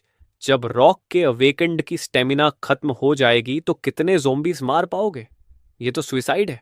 जैसी जवाब देता है, ये सिर्फ ब्रूट फोर्स से हल होने वाली समस्या नहीं है। तुम्हारे टेक्नीशियंस के बिना तुम पार्क के गेट तक भी नहीं पहुंच पाओगे। तभी फारे का आदमी बोलता है, टीएन टेक्नोलॉजी का चीफ इलेक्ट्रिकल इंजीनियर वांग चोंगकिंग हमारे साथ है। उस जगह को उससे बेहतर कोई नहीं जानता। यह सुनते ही बेलू, वांगफेंग और शेसी के चेहरे उतर जाते हैं, क्योंकि फारे के पास इतना बड़ा एडवांटेज है। तुम शांत स्वर में कहते हो, चाहे आर्क, रॉक, रूचे या कोई भी हो, मुझे फर्क नहीं पड़ता, मुझे सिर्फ रिजल्ट चाहिए। अगर सर्वर के साथ जरा भी समस्या हुई और मुझे वो डेटा नहीं मिला जो मैं चाहता हूं, तो भविष्य में तुम में से कोई भी मुझसे कुछ भी पाने की उम्मीद मत करना, 1 सेंटीमीटर भी नहीं। यह सुनकर चारों प्रतिनिधियों के चेहरे राख जैसे पड़ जाते हैं। तुम्हारे शब्द बेहद सीधे और निर्दयी हैं। अंत में रॉक कोऑपरेशन के लिए मान जाता है और उसके बाद बाकी 3 फैक्शंस भी जल्दी ही सहमत हो जाते हैं। इस तरह रूइंस की 4 सबसे शक्तिशाली फैक्शंस के बीच एक अभूतपूर्व अलायंस बन जाता है। करीब 100 अवेकेंड फाइटर्स और सैकड़ों एलीट सोल्जर्स से बनी एक खतरनाक फोर्स। तुम जुयोन की तरफ इशारा करते हुए कहते हो, यह भी तुम्हारे साथ जाएगा, इसे सुरक्षित वापस लाना, इसके एक बाल को भी नुकसान नहीं होना चाहिए। बेलू तुरंत जवाब देता है, चिंता मत कीजिए बॉस, हम मिस्टर जोयुआन की सुरक्षा की पूरी गारंटी देते हैं। इस ऑपरेशन में एक और संभावित खतरा है, टोमाहॉक। उनका नंबर 3 यहीं मारा गया है और उनका बड़ा बॉस पाओ बहुत ही ज्यादा बदला लेने वाला आदमी है। वह इसे कभी यूं ही जाने नहीं देगा। टोमाहॉक की ताकत शायद यहां मौजूद फैक्शंस जितनी नहीं है, लेकिन अगर उन्होंने तय कर लिया कि जब हम हजारों ज़ॉम्बीज से लड़ रहे होंगे तब वे सैबोटाज करेंगे, तो उनका थोड़ा सा हरासमेंट भी बहुत भयानक नतीजे ला सकता है। ये बात सुनते ही सबकी नजर फिर से तुम्हारी तरफ मुड़ जाती है। तुम शांत स्वर में कहते हो, टोमाहॉक का एक ordinary member, 10 crates canned beef, एक सब लीडर, 100 क्रेट्स और उनका बॉस बाओ, उसकी हेड के बदले 1,000 क्रेट्स कैंड बीफ। चाहे तुम हो या रूइंस का कोई भी नोमैड जो मुझे उसका सिर लाकर देगा, उसे यह रिवॉर्ड मिलेगा। यह सुनकर चारों फैक्शंस की सांस जैसे रुक जाती है। बेलू जिस रिस्क की बात कर रहा था वह इस आदमी के लिए बिल्कुल भी रिस्क नहीं था। पूरा स्क्वायर मौत जैसे सन्नाटे में डूब जाता है। चारों फैक्शंस के प्रतिनिधि अब कोई भी गलत सोच रखने की हिम्मत नहीं करते। आज टोमाहॉक, कल शायद उनमें से कोई भी हो सकता है। बाउंटी घोषित होते ही अब किसी बहस की जगह नहीं बचती। बेलू, वांग फेंग, एक्सीसी और प्रोफेसर जे, ये चार लोग जिनके सिर्फ कदम पटकने से रूइंस का एक बड़ा हिस्सा हिल सकता था, अब एक भी बेकार शब्द नहीं बोलते। वे तुरंत काम बांटते हैं और फिर अपने अपने लोगों के साथ गाड़ियों में बैठकर तेजी से निकल जाते हैं। जाने से पहले बेलू जोयुआन के पास आता है और कहता है, मिस्टर जोयुआन, कृपया हमारे साथ चलिए। रास्ते में हमें टेक्नोलॉजी पार्क के बारे में आपकी जानकारी चाहिए होगी। जोयुआन अनजाने में सुपरटे की तरफ देखता है और तुम्हारे हल्के से सिर हिलाने के बाद ही वह आर्क के लोगों के साथ गाड़ी में बैठता है। दरवाजा बंद होने के बाद तुम तुरंत दूसरे वर्ल्ड में वापस जाने की जल्दी नहीं करते। बस एक सोच के साथ तुम आज की ट्रेडिंग में मिले सारे पैसे बाहर निकाल लेते हो। बिना झिझक तुम उनमें से एक मुट्ठी उठाकर सीधे अपने मुंह में डाल लेते हो। वही जानी पहचानी तेज दर्द फिर से लौट आती है। जब आखिरी एनर्जी भी पूरी तरह अब्जॉर्ब हो जाती है, तुम अचानक अपनी आंखें खोलते हो। अवेकनर, पहली awakened ability, sub dimensional warehouse, current capacity 3000 cubic metre. दूसरी अवेकन्ड एबिलिटी, टेलीकिनेटिक कंट्रोल, जिससे 200 किलोग्राम से कम वजन की चीजों को दूर से मैनिपुलेट, रीशेप या एक्सेलरेट किया जा सकता है। अब यह सिर्फ सिंपल टेलीपोर्टेशन नहीं रहा। तुम्हारी नजर कोने में रखी मेटल शेल्फ पर जाती है। इस बार तुमने हाथ तक नहीं उठाया, बस एक नजर डाली और एक पल में वह कंप्रेस होकर बेहद घना मेटल बन जाती है। डिमेंशनल ट्रांसफर में अब 12 मिनट्स बचे हैं, अब लौटने का समय है। टॉर बैटरी नंबर 7 की डिस्कवरी तुम्हारे दिल में एम्बिशन का बीज बो चुकी है। अब तुम सिर्फ इंटर डिमेंशनल ट्रेडर बनकर नहीं रहना चाहते, तुम इस मॉडर्न और सुरक्षित दुनिया में अपना खुद का बिजनेस एम्पायर बनाना चाहते हो। ये सैकड़ों टन गोल्ड जल्द से जल्द लिक्विडिटी में बदलना होगा, लेकिन इतनी बड़ी क्वांटिटी को नॉर्मल चैनल से बेचना बिल्कुल असंभव है। तभी तुम्हें एक नाम याद आता है, तुम्हारा कजन भी आगे। वह थोड़ा शेडी आदमी है और शहर के ग्रे मार्केट में उसके जरूर कॉन्टैक्ट्स होंगे। अगर वह मिडलमैन बने तो अभी के लिए यही सबसे सुरक्षित और असरदार तरीका है। फंड्स मिलते ही तुम्हें पागलों की तरह सप्लाईज जमा करनी होंगी। 3000 मीटर क्यूब वेयरहाउस और सुपर 8 दोनों को पूरी तरह भरना होगा और फिर एक टेक्नोलॉजी कंपनी बनानी होगी ताकि टियंग टेक्नोलॉजी पार्क से मिलने वाली टेक्निकल डेटा को रिसीव करने के लिए स्ट्रक्चर तैयार रहे। तुम्हारी प्लान पूरी तरह साफ है। हर कदम तुम्हें उस विशाल लक्ष्य के करीब ले जा रहा है।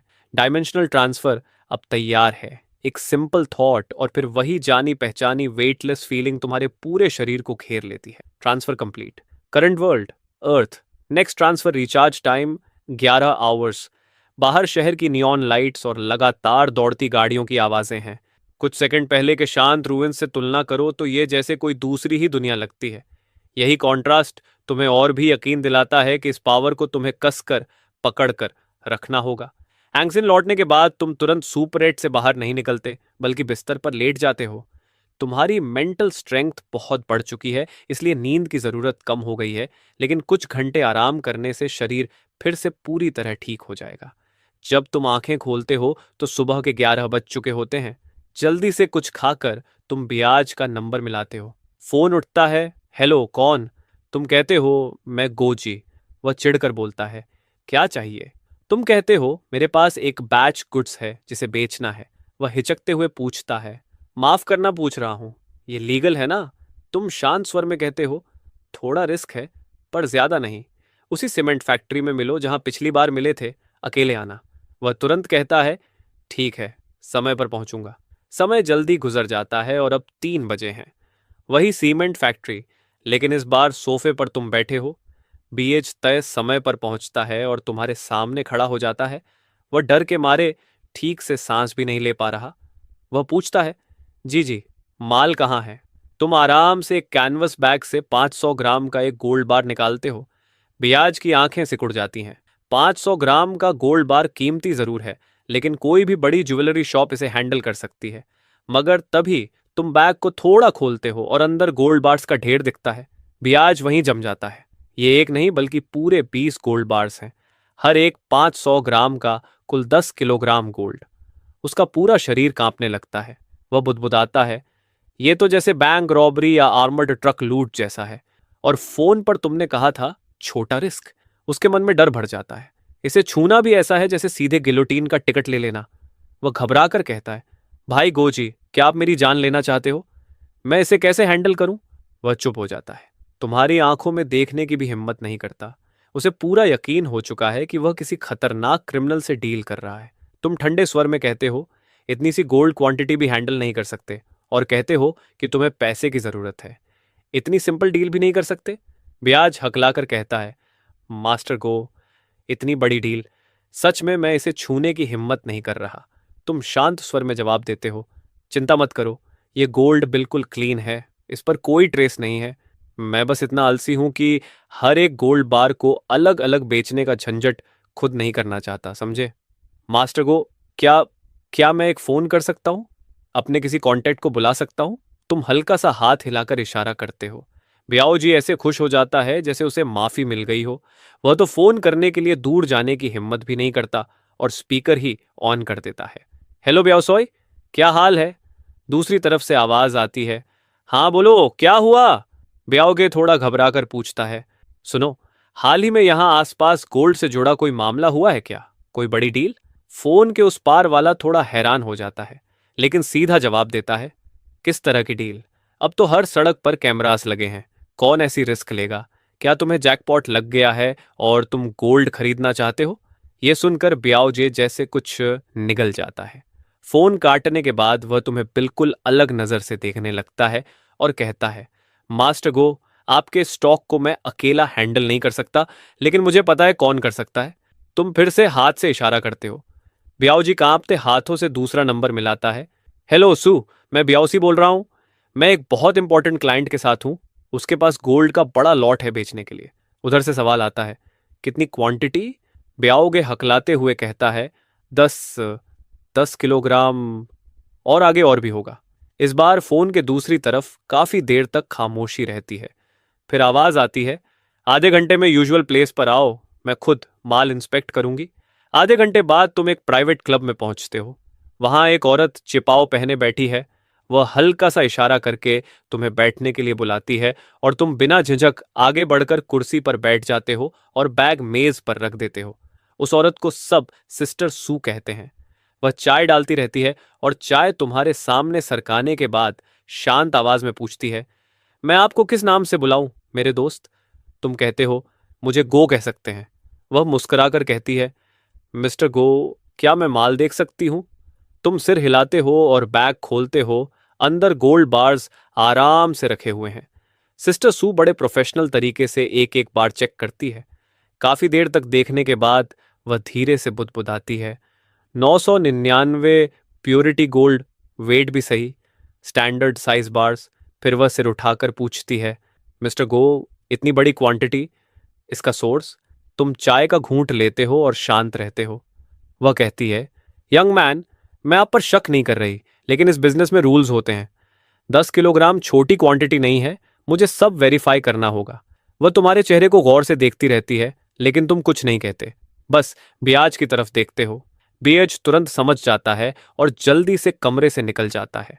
तब तुम बैग से एक गोल्ड बार निकालते हो और सिस्टर सू के सामने उसे हल्के से दबाते हो, और वह बार तुम्हारे हाथ में ऐसे मुड़ जाता है जैसे मिट्टी हो। इतनी ताकत वाला आदमी ब्लैक मार्केट के गोल्ड के लिए परेशान होने की जरूरत ही नहीं रखता। सिस्टर सू गहरी सांस लेती है और कहती है, 7 युआन पर ग्राम, 10 किलोग्राम के लिए 7 मिलियन। तुम ना हाँ कहते हो ना ना बस पूछते हो। तुम मैक्सिमम कितनी क्वांटिटी हैंडल कर सकती हो? इस सवाल से सिस्टर सू का कॉन्फिडेंस थोड़ा हिल जाता है।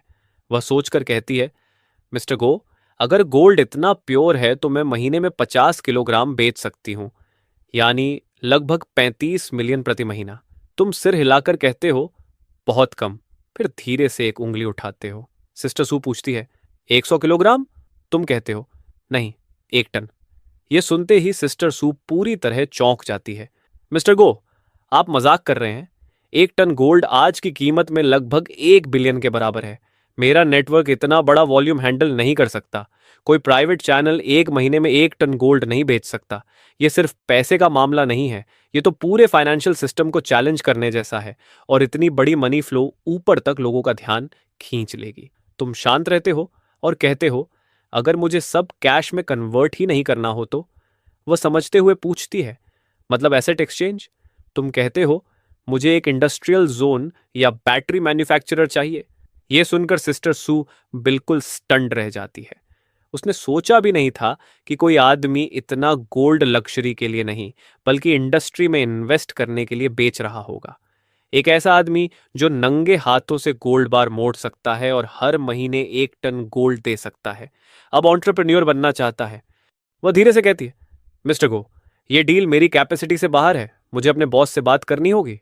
तुम आराम से हाथ हिलाते हो। वो फोन मिलाकर कहती है, बॉस, ये स्वान बोल रही हूं। मेरे पास बहुत बड़ी डील है। गोल्ड बहुत प्योर है और क्वांटिटी। वह तुम्हारी तरफ देखती है और कहती है, फिलहाल 300 किलोग्राम अवेलेबल है और दूसरी पार्टी हर महीने 1 टन दे सकती है।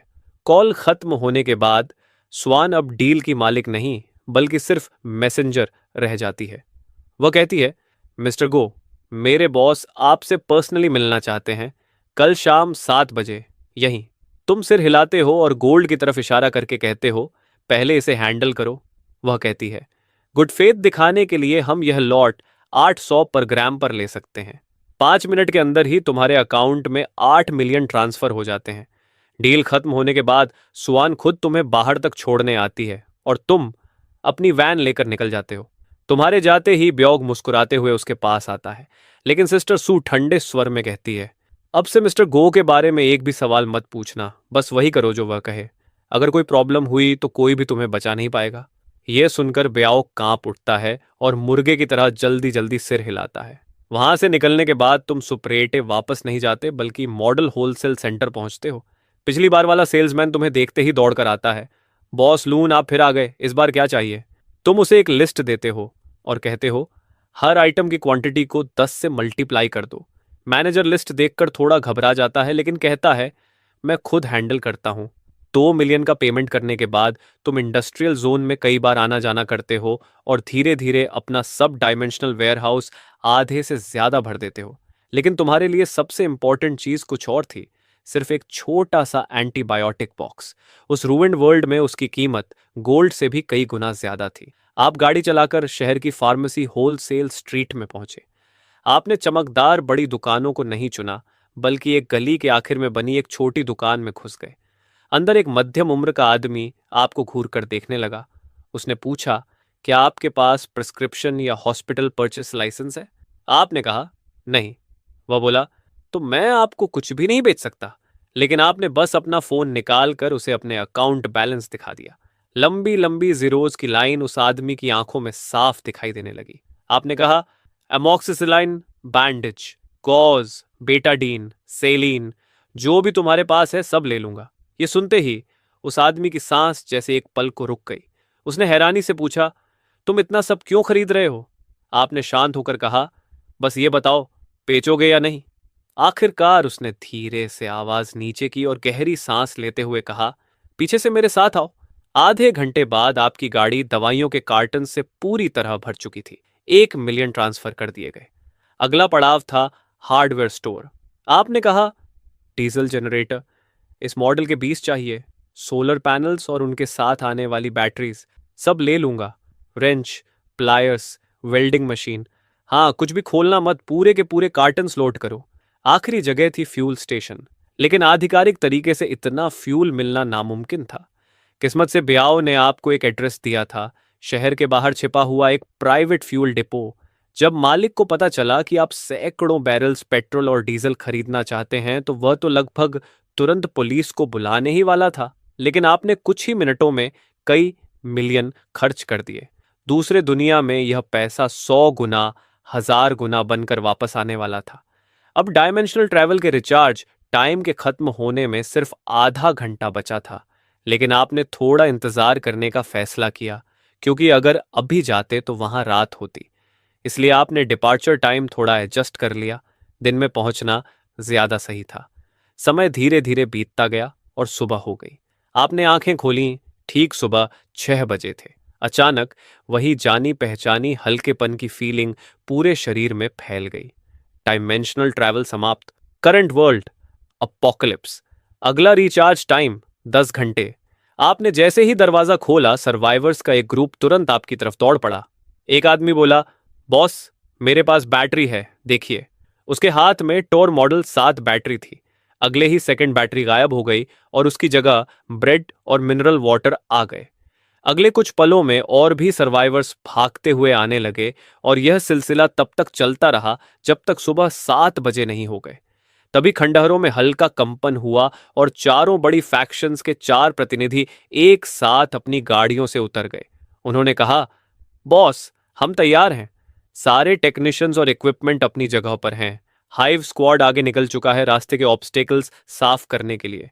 इंजीनियर वंग चोंगिंग ने सर्वर की एग्जैक्ट लोकेशन कंफर्म कर दी है। हम कभी भी निकल सकते हैं। आपने अचानक पूछा, क्या तुम सब ने ब्रेकफास्ट कर लिया? यह अजीब सवाल सुनकर स्कॉर्पियन और बाकी लोग एक पल के लिए हैरान रह गए। उनके जवाब देने से पहले ही आपने हाथ हिलाया और अचानक instant noodles, self heating rice meals और कैंड फूड का एक पहाड़ उनके सामने जमा हो गया। चारों रिप्रेजेंटेटिव्स की एडम्स एप्पल लगातार हिलने लगी, क्योंकि इस अपोक्लिप्स में पेट भरकर खाना भी आसान नहीं था। अच्छा खाना तो दूर की बात थी। आपने कहा, क्या इंतजार कर रहे हो? शुरू करो, आज बॉस की तरफ से ट्रीट है। यह सुनते ही जैसे सब्र का बांध टूट गया और अगले ही पल सब लोग लाइन लगाकर खाना लेने लगे। सैनिकों की आंखें चमक उठीं और वे बड़े बड़े कौर भरने लगे। सिर्फ रवाना होने से पहले का ब्रेकफास्ट ही इतना शानदार था, तो अगर मिशन सच में सफल हो गया तो उन्हें क्या इनाम मिलेगा? क्या वे हर मील में मीट खा पाएंगे? जब सब लोग अपोकैलिप्स की इस दुनिया का सबसे शानदार खाना खा रहे थे, तभी फिर से हलचल हुई। कई बड़े बॉक्सेस और लाए गए, लेकिन इस बार उनमें खाना नहीं बल्कि सिगरेट्स थीं। इस अपोकलिप्टिक दुनिया में सिगरेट्स लगभग अल्कोहल जितनी कीमती चीज थीं। आपने घोषणा की, डिस्ट्रीब्यूशन, हर नॉर्मल सोल्जर को 2 पैक्स, हर अवेकेंड को 1 कार्टन। यह सिर्फ सामान नहीं था, यह मोरल बढ़ाने वाला लग्जरी था। यह कदम किसी भी मोटिवेशनल स्पीच से ज्यादा असरदार था। आपने न सिर्फ उनके पेट भरे थे, बल्कि उनके तनाव भरे दिमाग को भी शांत कर दिया था। और जब सबको लगा कि बस अब यही खत्म है, तभी आपने फिर से हाथ उठाया। इस बार कई काले बॉक्सेस सामने आए जिन पर प्रिसिजन आइकॉन बना हुआ था। प्रोफेसर जे तुरंत आगे बढ़े और एक बॉक्स खोल दिया।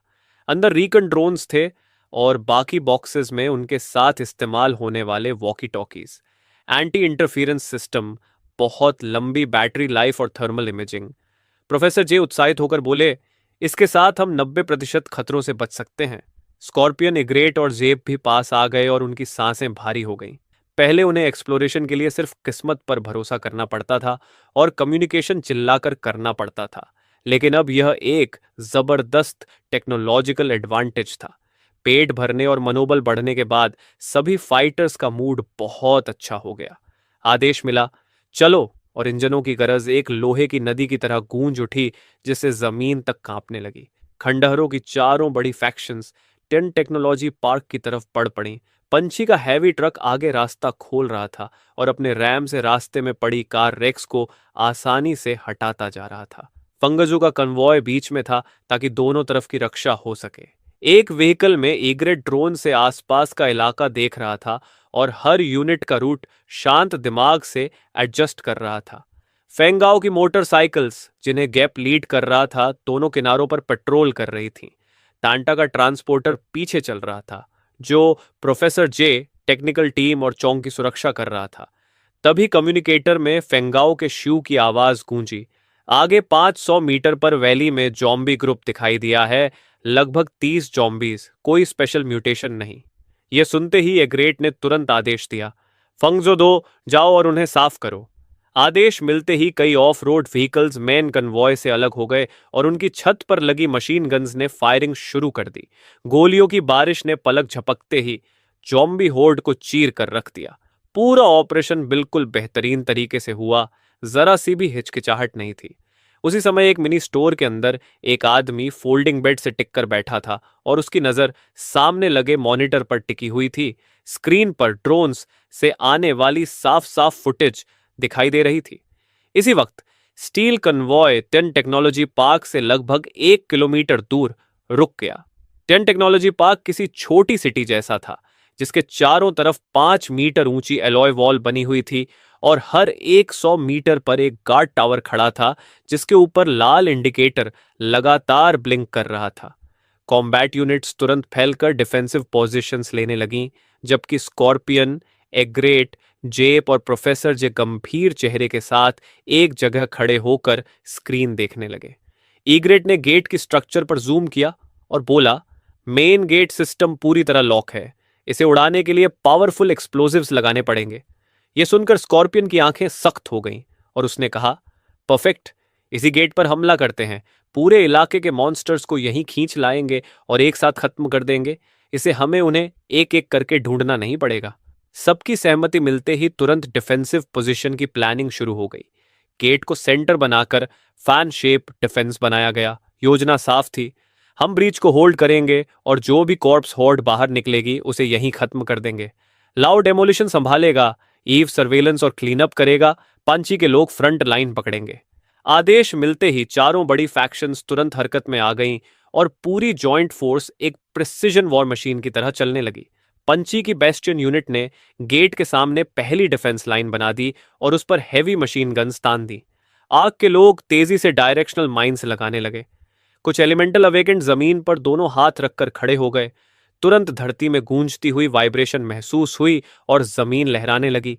मिट्टी ऊपर उठने लगी और देखते ही देखते गहरी ट्रेंचेस बन गईं जो मिलकर जटिल सब जोन्स बना रही थीं। कुछ ही समय में एक साधारण लेकिन बेहद घातक डिफेंसिव फोर्टिफिकेशन तैयार हो गया। डेमोलिशन एक्सपर्ट ने अलॉय गेट पर पावरफुल एक्सप्लोजिव्स लगा दिए और जल्दी से पीछे हट गया। अगले ही पल कान फाड़ देने वाला धमाका हुआ और एक ही झटके में गेट में विशाल ब्रीच बन गया। कुछ सेकंड तक पूरा इलाका मौत जैसी खामोशी में डूबा रहा। फिर अचानक ब्रीच के अंदर से अनगिनत दहाड़ें गूंज उठीं और ज़ॉम्बीज का घना झुंड बाहर निकल पड़ा। वे सब पागलों की तरह डिफेंसिव पोजीशंस की तरफ दौड़ पड़े। बेल्लू के आदेश फायर के साथ ही हैवी मशीन गन्स आग उगलने लगीं और पीछे खड़े राइफलमैन ने कंसंट्रेटेड फायरिंग शुरू कर दी। गोलियों की बारिश ने ज़ॉम्बी होर्ड को चीर कर रख दिया, लेकिन उनकी संख्या बहुत ज्यादा थी। कई ज़ॉम्बीज गिरे हुए शवों के पीछे छिपकर आगे बढ़ते रहे और पल भर में फ्रंट लाइन की ट्रेंचेस तक पहुंच गए। 10 सेकंड के अंदर ट्रेंचेस लाशों से भर गईं और बाकी ज़ॉम्बीज उन्हीं शवों के पुल पर दौड़ते हुए आगे बढ़ने लगे। उसी समय डायरेक्शनल माइंस ट्रिगर कर दी गईं। जबरदस्त धमाके के साथ एक बड़ा इलाका तुरंत साफ हो गया, लेकिन अगले ही पल नई काली लहर फिर से भर गई। बेल्लू चिल्लाया, मजबूत रहो, और खुद एक लाइट मशीन गन पकड़कर पागलों की तरफ फायरिंग करने लगा। उसके पीछे पंछी के सैनिक अपनी जान की बाजी लगाकर लाइन बचा रहे थे। मॉनिटर पर खून और मांस के टुकड़े उड़ते दिखाई दे रहे थे, लेकिन सब कुछ कंट्रोल में था। तुम बिना किसी भाव के चेहरा लिए यह सब देख रहे थे और हाथ उठाकर ड्रोन को कंट्रोल कर रहे थे ताकि पूरे त्यान टेक्नोलॉजी पार्क पर नजर रखी जा सके। अंदर की ज़ॉम्बी होर्ड धीरे धीरे कम हो रही थी। तभी एक गली के मोड़ पर यिंग की सिलुएट दिखाई दी और उसके पीछे अवेकेंड लोगों का एक ग्रुप खड़ा था। वे सब पास की दुकान की भरी हुई शेल्फ्स को लालच भरी नजरों से देख रहे थे। उनकी आंखों में लालच और चाहत चमक रही थी, लेकिन यिंग खुद बिल्कुल शांत था। उसने सीधे तुम्हारी आंखों में देखा और बिना घुमाए सीधा बोला, सुना है तुम त्यान टेक्नोलॉजी पार्क पर हमला कर रहे हो।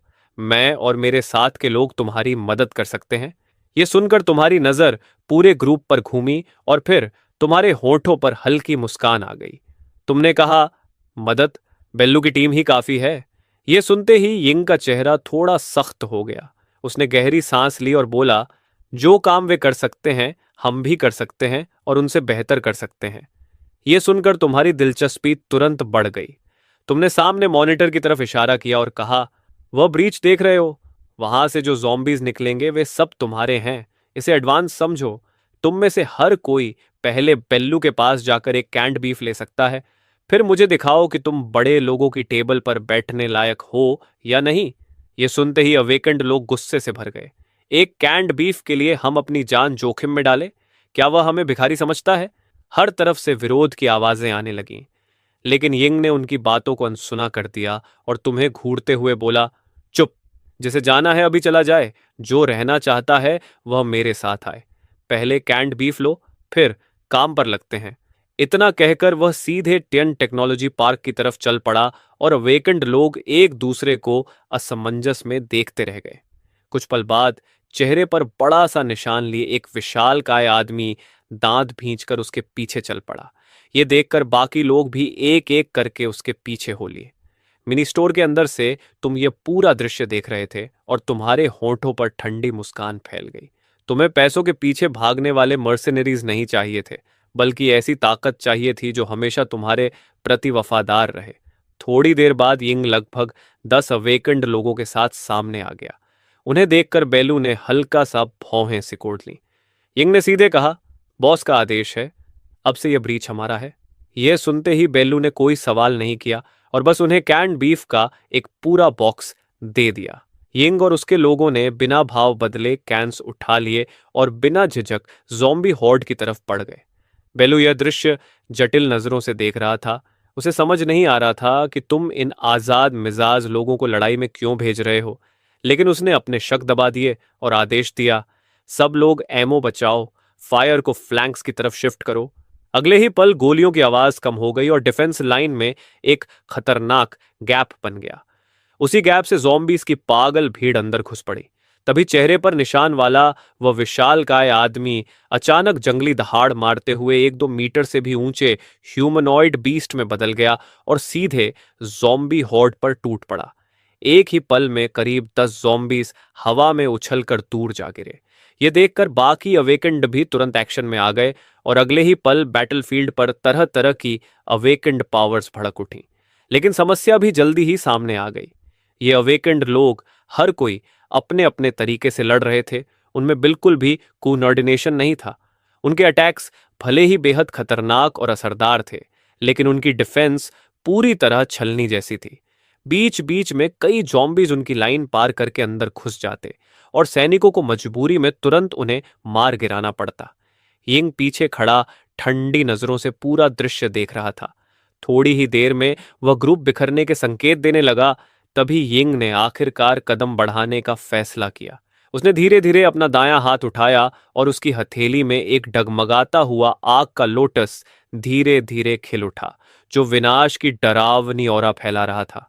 उसने शांत आवाज में कहा, पीछे हट जाओ। यह आदेश मिलते ही अवेकेंड लोग जल्दी जल्दी पीछे हट गए।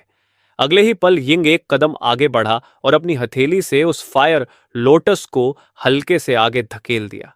वह धीरे धीरे उड़ता हुआ जॉम्बी होर्ड के बीचों बीच जा पहुंचा और जमीन को छूते ही एक भयंकर फायर स्टॉर्म में बदल गया। आग का वह विस्फोट कई दर्जन मीटर के इलाके को निगल गया और भयानक गर्मी में सैकड़ों जॉम्बीज पल भर में राख बन गए। कुछ सेकंड बाद लपटें धीरे धीरे शांत हो गईं और वहां मौजूद हर इंसान हैरान होकर जड़ हो गया। सबकी आंखें फटी रह गईं और मुंह खुले रह गए। उसी समय तुम मॉनिटर पर यह सब देखते हुए हल्का सा मुस्कुराए और सोचा कि यह यिंग सच में दिलचस्प है, ताकत भी है और दिमाग भी ठंडा है, जबकि बाकी लोग बस कच्चा माल हैं।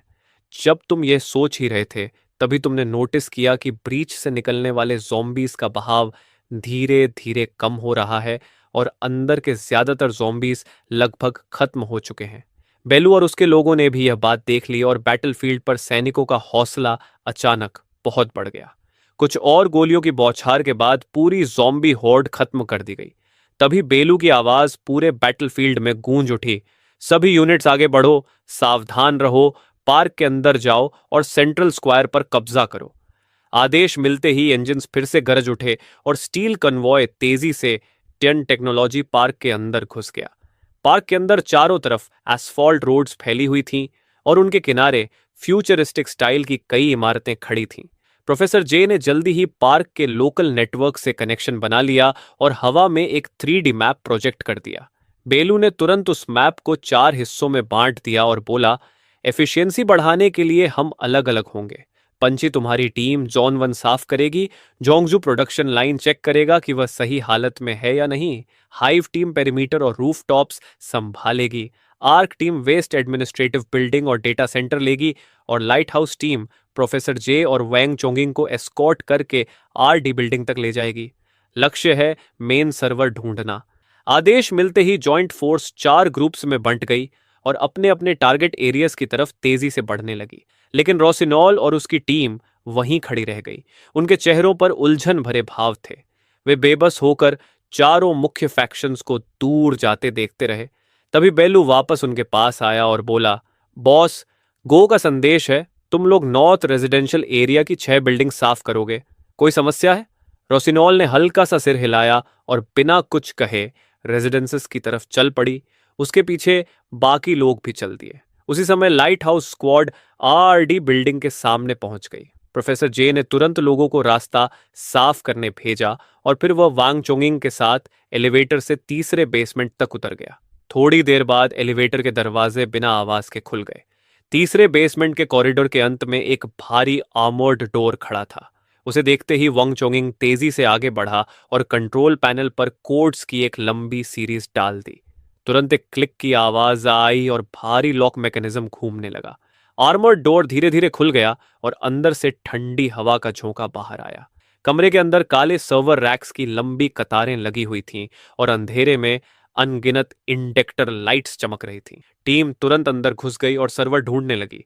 थोड़ी ही देर में वांग चोंगिंग उत्साह से चिल्लाया कि उसे मिल गया। उसकी आवाज सुनते ही प्रोफेसर जे तेज कदमों से वहां पहुंचा और कई टेक्नीशियंस तुरंत काम में लग गए। उन्होंने स्टोरेज डिवाइसेस सर्वर पोर्ट में लगाकर डेटा कॉपी करना शुरू कर दिया। कंप्यूटर स्क्रीन पर हरी प्रोग्रेस बार धीरे धीरे आगे बढ़ रही थी। प्रोफेसर जे ने रेडियो से बॉस गो को सूचना दी, लाइट हाउस टारगेट लोकेशन पर पहुंच गया है, डेटा कॉपी में लगभग 40 मिनट लगेंगे। इसी दौरान प्रोडक्शन जोन के विशाल वर्कशॉप में कॉम्बैट स्क्वाड्स पहले ही इन्फेक्टेड लोगों को खत्म कर चुके थे। जुयुआन एक बड़े प्रोडक्शन इक्विपमेंट के सामने खड़ा कंट्रोल पैनल पर तेजी से काम कर रहा था। थोड़ी देर बाद मशीन के ऊपर लगी लाइट लाल से हरी हो गई। यह देखकर जुयुआन उत्साह से चिल्लाया, इस प्रोडक्शन लाइन की मेन स्ट्रक्चर पूरी तरह सही है। बस कुछ घिसे हुए पार्ट्स बदलने होंगे और एनर्जी सोर्स से जोड़ते ही इसे फिर चालू किया जा सकता है। स्कॉर्पियन हैरानी से पूछता है, बॉस, गो को जो बैटरीज चाहिए थीं वो कहाँ हैं? यह सुनकर जुयुआन वर्कशॉप के अंत में बने एक बंद वेयरहाउस डोर की तरफ इशारा करता है। रॉक स्क्वाड का एक सैनिक आगे बढ़कर क्रोबार से दरवाजा खोल देता है। अंदर अनगिनत शेल्फ्स अंधेरे के आखिर तक फैली हुई थीं।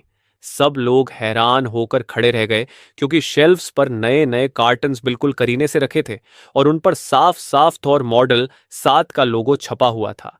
एक सैनिक आगे बढ़कर चाकू से एक कार्टन खोल देता है और अगले ही पल उसमें से कई ब्रांड न्यू बैटरीज गिर पड़ती हैं। रॉक स्क्वाड के सैनिक खुशी से चिल्ला उठते हैं। जुयुआन भी उत्साह में शेल्फ्स के बीच से गुजरते हुए अपनी टैबलेट से इन्वेंट्री के बारकोड्स स्कैन करने लगता है और कुछ ही देर बाद बोलता है, यहाँ कम से कम 30,000 बैटरीज हैं और हालत भी शानदार है। फेलियर रेट 5% से ज्यादा नहीं है। ये सुनते ही स्कॉर्पियन अपनी खुशी नहीं रोक पाता और हंसते हुए कहता है, अगर हम ये सब वापस ले आए तो बॉस को हमें इनाम में कैंड फूड का पहाड़ दे देगा। तभी जुयुआन की आवाज फिर से गूंजती है, यहाँ सिर्फ एक प्रोडक्शन लाइन नहीं है, यहाँ 2 पूरी प्रोडक्शन लाइंस मौजूद हैं। ये सुनते ही स्कॉर्पियन जोर से हंस पड़ता है। स्कॉर्पियन तुरंत अपनी रेडियो उठाकर रिपोर्ट करता है, बॉस गो, जोन वेयरहाउस में 30,000 सही हालत वाली बैटरीज मिली हैं और 2 पूरी प्रोडक्शन लाइंस भी मिली हैं। उसी समय सुपर 80 के अंदर तुम अब भी कैंप बेड से टिके बैठे हो और रेडियो पर लगातार अच्छी खबरें आ रही हैं। हाइव ने सभी ऊंचे पॉइंट्स पर कंट्रोल ले लिया है और कहीं भी दुश्मन की बड़ी एक्टिविटी नहीं दिख रही। नॉर्थ सेक्टर का डॉर्मेटरी भी पूरी तरह साफ कर दिया गया है। लेकिन इन सब के बावजूद तुम्हारे चेहरे के भाव बिल्कुल नहीं बदलते। तुम अपने साइकिक पावर से शेल्फ पर रखी एक सोडा कैन उठाते हो और आराम से पीते हुए संतोष से मुस्कुराते हो। थोड़ी देर बाद डेटा कॉपी भी पूरी हो जाती है और सारी बैटरीज भी पैक कर दी जाती है। फिर चारों टीम्स गेट के सामने इकट्ठा होती हैं। उसी समय स्कॉर्पियन के दिल में एक अजीब सी बेचैनी उठती है। उसे नहीं पता कि तुम विक्ट्री पार्टी में आना स्वीकार करोगे या नहीं, बल्कि उसे यह डर भी सताता है कि कहीं तुम इस आइडिया के लिए उससे नाराज न हो जाओ। यह सोचकर ही उसकी रीढ़ में ठंडी सिहरन दौड़ जाती है। कुछ देर बाद पूरी सेना वापस सुपरटे के सामने आ जाती है। चारों तरफ एक अजीब सा सन्नाटा छा जाता है और सबकी निगाहें नीचे गिरे हुए आयरन शटर पर टिक जाती हैं। अगले ही पल शटर धीरे धीरे ऊपर उठता है और तुम शांत चेहरे के साथ बाहर आते हो। तुम्हारी नजर सीधे स्कॉर्पियन पर टिक जाती है। तुम कहते हो, स्कॉर्पियन, सुना है तुम विक्ट्री पार्टी करना चाहते थे, सही है? ये सुनते ही स्कॉर्पियन का दिल जोर से धड़कने लगता है और उसके माथे पर ठंडे पसीने की बूंदें आ जाती हैं। वह घबराकर कहता है, बॉस गो, ये आइडिया मेरा था, मैं।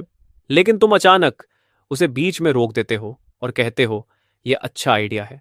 फिर तुम अपना हाथ उठाकर हल्के से घुमाते हो और अगले ही पल स्क्वायर के बीचों बीच मांस का एक विशाल पहाड़ प्रकट हो जाता है। पोर्क, बीफ, सॉसेजेस, हर तरह का मीट मौजूद है। उसके तुरंत बाद अनगिनत हरी सब्जियां और आलू भी अचानक प्रकट हो जाते हैं। साथ ही सैकड़ों क्रेट्स ठंडी बियर के भी दिखाई देने लगते हैं। ये देखकर पूरे स्क्वायर में बस लोगों के निगलने की आवाज सुनाई देने लगती है। फिर तुम्हारी आवाज दोबारा गूंजती है, क्या इंतजार कर रहे हो? आज रात सबको मांस मिलेगा। तुम्हारे शब्द खत्म होते ही कुछ पल के लिए पूरा मैदान शांत हो जाता है और फिर अचानक आसमान चीरती हुई जोरदार चीयर्स गूंज उठती है। सैनिक खुद को रोक नहीं पाते और मांस के पहाड़ की ओर दौड़ पड़ते हैं। थोड़ी ही देर में पंची के योद्धा बारबेक्यू ग्रिल्स लगा देते हैं और कोयला जलाने लगते हैं। आग के लोग सब्जियां धोने लगते हैं जबकि हाइव के रेड मंकीज आसपास फैलकर फीस्ट की सुरक्षा संभाल लेते हैं। कुछ ही देर में पूरे स्क्वायर में ग्रिल्ड मीट की खुशबू फैल जाती है और सब लोग ऐसे मीट और बियर का मजा लेते हैं जैसे दुनिया में कभी अपोक्लिप्स हुआ ही ना हो। यंग भीड़ से अलग खड़ा तुम्हें देख रहा होता है जबकि तुम शांत होकर पूरा दृश्य देख रहे होते हो। उसी पल उसे अचानक समझ में आता है कि तुम जो दे रहे हो वह न तो अपमान है और न दया, बल्कि एक चुनाव है। या तो अकेला भेड़िया बनकर ठंडे बचे खुचे टुकड़ों के लिए लड़ते रहो या लायन किंग के सामने झुककर उसके दिए हुए फीस्ट का हिस्सा बनो। तुम दरवाजे के फ्रेम से टिके सोडा पी रहे होते हो कि तभी स्कॉर्पियन उत्साह से लाल चेहरा लिए दौड़ता हुआ आता है और सम्मान से झुककर कहता है, बॉस गो, आज से पंछी हमेशा आपका सबसे वफादार अली रहेगा। स्कॉर्पियन की जान भी आपकी है। तुम कुछ नहीं कहते, बस खाली कैन को हाथ में मसलकर लगभग 10 मीटर दूर रखे कूड़ेदान में फेंक देते हो और शांत आवाज में कहते हो, जब तक तुम आदेश मानोगे हर भोजन में मांस मिलेगा। इतना कहकर तुम मुड़ते हो और सुपरेटे की छाया में वापस चले जाते हो। ये एक वाक्य वहां मौजूद हर इंसान के लिए जबरदस्त जोश भरने वाला बन जाता है और तुम्हारा प्रभाव पूरे स्क्वायर पर छा जाता है। पार्टी चलती रहती है। बेल्लू, वांगफेंग और प्रोफेसर जे एक अस्थाई मेज के पास बैठे होते हैं और उन्हें साफ पता होता है कि आज से रूइंस के नियम बदल चुके हैं। काफी देर बाद आग की लपटें धीरे धीरे बुझ जाती हैं और मांस का पहाड़ पूरी तरह खा लिया जाता है। उसी समय आयरन शटर बिना आवाज के फिर से उठता है और तुम दोबारा बाहर आते हो। सबकी निगाहें तुरंत तुम पर टिक जाती हैं। तुम बस हाथ उठाते हो और अगले ही पल स्क्वायर में अचानक भोजन का एक विशाल ढेर प्रकट हो जाता है। इसमें कंप्रेस्ड बिस्किट्स, विलेज राइस ही नहीं बल्कि अनगिनत कैंड मीट, सप्लाईज और सिगरेट्स भी करीने से रखे होते हैं। साथ ही पानी के भंडार भी होते हैं। तुम शांत आवाज में कहते हो, इसका एक हिस्सा चारों बड़ी फैक्शंस के साथ तय इनाम है और बाकी उन सबको मिलेगा जिन्होंने लड़ाई में हिस्सा लिया। पार्टाई युद्ध में किए गए काम के अनुसार होगी। हर कोई अपनी हिस्सेदारी ले सकता है। पेलू इसका प्रबंध करेगा, एक्सेल उसकी मदद करेगा। इतना कहकर तुम फिर से मुड़कर सुपरेट के अंदर चले जाते हो। मैदान में फिर से जोरदार चीयर्स गूंज उठती है और बेलू आगे बढ़कर युद्ध के रिकॉर्ड के अनुसार इनाम बांटना शुरू करता है। पूरा प्रोसेस बेहद व्यवस्थित तरीके से चलता है। अब हर किसी को समझ आ चुका है कि पुराना युग खत्म हो गया है और अब इन रूइंस में सिर्फ एक ही नियम चलेगा, तुम्हारा। थोड़ी देर बाद सप्लाईज का वितरण खत्म हो जाता है और एक एक करके कॉन्वॉयज इंजन्स स्टार्ट करके स्क्वायर छोड़ने लगते हैं। कुछ समय बाद वहां सिर्फ हड्डियों और खाली बॉटल्स का ढेर रह जाता है और बीच स्क्वायर में सिर्फ यिंग और बाकी अवेकेंड खड़े रह जाते हैं। उसी पल उन्हें पूरी तरह समझ आ जाता है कि तुम ही उनका एकमात्र रास्ता हो। ये देखकर तुम लापरवाही से हाथ हिलाते हो और अगले ही पल दर्जनों क्रेट्स इंस्टेंट नूडल्स और कैंड फूड के अचानक प्रकट हो जाते हैं। तुम कहते हो, ये तुम्हारा इनाम है, इसे लो और जा सकते हो। ये सुनते ही चेहरे पर बड़े निशान वाला आदमी गुस्से से दहाड़ता है। क्या हम तुम्हारे लिए बस इस्तेमाल करके फेंक देने वाले कपड़े हैं? क्या तुम सोचते हो कि एक खाना देकर हमें खरीद लोगे? उसके पीछे खड़े लोग भी तुरंत बेचैन होने लगते हैं, लेकिन यिंग नहीं हिलता। वह 2 कदम आगे बढ़ता है, सिर उठाकर तुम्हारी आंखों में सीधे देखता है और कहता है, हम यहां रहना चाहते हैं और आपके लिए काम करना चाहते हैं। टेक्नोलॉजी पार्क अभी पूरी तरह खाली है। जल्द ही रूइंस के लुटेरे उस पर टूट पड़ेंगे। अगर उसे बचाने वाला कोई नहीं होगा तो सारी मशीनें और सप्लाईज एक दिन में लूट ली जाएंगी। चारों बड़ी फैक्शंस के लोग आराम करने जा चुके हैं और वे जल्दी वापस नहीं आएंगे। अभी तुरंत वहां जाकर उसकी रक्षा करने वाले सिर्फ हम ही हैं। यिंग की बात सुनकर उसके पीछे खड़े अवेकेंड लोग चुप हो जाते हैं और उलझन से एक दूसरे को देखने लगते हैं। तभी तुम्हारे होठों के कोने पर हल्की मुस्कान उभरती है और तुम शांत आवाज में कहते हो, अगर ऐसा है तो अब तुम स्वतंत्र अवेकेंड नहीं रहोगे, तुम मेरी पहली डायरेक्ट इंटरवेंशन यूनिट बनोगे, कोड नेम लीफ, और तुम इसके कैप्टन रहोगे। तुम्हारी आवाज में ऐसी सख्ती थी जिसमें किसी भी तरह की बहस की गुंजाइश नहीं थी। यह सुनकर यिंग ने हल्के से सिर हिला दिया। ये देखते ही तुमने फिर से हाथ उठाया और अगले ही पल एक बिल्कुल नया डीजल जनरेटर जमीन पर आ गिरा। उसके साथ कई फ्यूल कैंस भी थे। फिर एक छोटा रिकनेसेंस ड्रोन और उसकी कंट्रोल टैबलेट दिखाई दी और आखिर में लगभग 1 दर्जन बिल्कुल नए मिलिट्री वॉकी टॉकीज भी सामने आ गए। तुमने कहा, यही तुम्हारा इक्विपमेंट है। अब अपना रिवॉर्ड और इक्विपमेंट लो और तुरंत टेक्नोलॉजी पार्क की तरफ निकल जाओ। डॉर्मिटरी एरिया में एक टेम्पररी बेस बना लो। अगर वहां एक छोटी सी माउस भी दिखे तो उसकी भी रिपोर्ट मुझे चाहिए। इतना सारा इक्विपमेंट देखकर उन लोगों की आंखें फैल गईं। यहां तक कि यिंग भी अपनी एक्साइटमेंट मुश्किल से रोक पा रहा था। वह अचानक अपने साथियों की तरफ मुड़ा और जोर से बोला, सब लोग इक्विपमेंट का इन्वेंटोरी लो और निकलने की तैयारी करो। इस बार सबकी आवाज एक साथ गूंजी, योर ऑर्डर्स कैप्टन। इसके बाद ग्रुप ने सामान गाड़ियों में लोड करना शुरू किया। फिर व्हीकल्स स्टार्ट किए और टेक्नोलॉजी पार्क की दिशा में निकल गए। पीछे सिर्फ धूल का गुब्बार रह गया। तुमने नजर फेर ली और धीरे धीरे सुप्रिटे का लोहे का शटर नीचे कर दिया। दुकान में फिर से सन्नाटा छा गया। तुमने कंप्यूटर स्क्रीन की तरफ देखा जहां बैटरी प्रोडक्शन लाइन के पूरे इंडस्ट्रियल डिजाइन प्लान्स और उनके मैन्युफैक्चरिंग प्रोसेस के टेक्निकल डेटा दिखाई दे रहे थे। तुम्हारे होंठों पर अनजाने में एक हल्की मुस्कान आ गई। तुमने सोचा कि बाद में जब तुम रियल वर्ल्ड में लौटोगे तो वेयर हाउस में जमा किया गया ये सब सामान तुम्हारा स्टार्टिंग कैपिटल बनेगा और फिर इन हाई एनर्जी बैटरीज के आधार पर तुम एक ऐसा बिजनेस एम्पायर खड़ा करोगे जो सच में तुम्हारा अपना होगा। इस ऑपरेशन की खबर जल्दी ही बर्बाद हो चुकी धरती में फैल गई और ज्यादा से ज्यादा लोग स्क्वायर की तरफ आने लगे। थोड़े ही समय में वहां इंसानों की भीड़ उमड़ पड़ी। तभी एंट्रेंस पर तुम्हारी सिलुएट दिखाई दी, लेकिन तुम अपने साथ कोई फूड नहीं लाए थे। ठंडी आवाज में तुमने बस अपने रूल्स दोहरा दिए, जो भी चीज तुम्हें वैल्यू वाली लगे उसे लाओ और उसके बदले सर्वाइवल का हक पाओ। जैसे ही तुमने ये कहा, तुमने एक आदमी को टेम्पोरेरी मैनेजर बना दिया। इस तरह एक सिंपल लेकिन एफिशिएंट एक्सचेंज मार्केट बन गया। सर्वाइवर्स एक एक करके लाइन में लगकर सामान के बदले प्रोविजंस ले रहे थे, जबकि तुम सुपर 80 के अंदर बैठे पुराने दुनिया के इन कचरों को अपने डिमेंशनल वेयर हाउस में जमा कर रहे थे। समय धीरे धीरे बीतता गया, मिनट दर मिनट, सेकंड दर सेकंड। आखिरकार डिमेंशनल ट्रैवल का रिचार्ज टाइम खत्म हो गया। उसी समय तुमने स्क्वायर की तरफ देखा। लाइन अब सैकड़ों मीटर तक लंबी हो चुकी थी। ये देखकर तुमने टेम्पररी मैनेजर से कहा, एक्सचेंजेस ठीक 17 बजे खत्म हो जाएंगे, उसके बाद कुछ नहीं होगा। ये सुनते ही मैनेजर थोड़ा घबरा गया और पूरी ताकत से भीड़ की तरफ चिल्लाया, पॉज़गो ने कहा है एक्सचेंजेस 17 बजे खत्म हो जाएंगे, जिसका नंबर नहीं आएगा वो कल सुबह फिर आना। तुमने संतुष्ट होकर सिर हिलाया। ये टेम्परेरी मैनेजर सच में काबिल था। फिर तुमने टोनी को पकड़कर कहा, इंग को बोलो 2 लोग भेजे। एक्सचेंजेस खत्म होने के बाद मैनेजर को टेक्नोलॉजी पार्क ले जाना और उसके लिए रहने की जगह ढूंढना। तुम्हारी बात खत्म होते ही मैनेजर भावनाओं से कांपने लगा और तुरंत मुड़कर सुपर 80 की तरफ 3 बार झुककर प्रणाम किया। तुमने फिर अपना ध्यान कंप्यूटर पर लगाया और डॉक्यूमेंट्स को बहुत ध्यान से दोबारा देखने लगे। ठीक 17 बजे एक्सचेंजेस खत्म हो गए और ये द्वारा भेजे गए 2 लोग भी पहुंच गए। सर्वाइवर्स एक एक करके चले गए और किसी ने भी ट्रबल पैदा करने की हिम्मत नहीं की। स्क्वायर फिर से शांत हो गया। बस एक विचार से तुम्हारे सामने की स्पेस हल्की सी मुड़ने लगी और तुरंत एक धुंधला वॉर्टेक्स बन गया। पलक झपकते ही तुम रियल वर्ल्ड में वापस आ गए।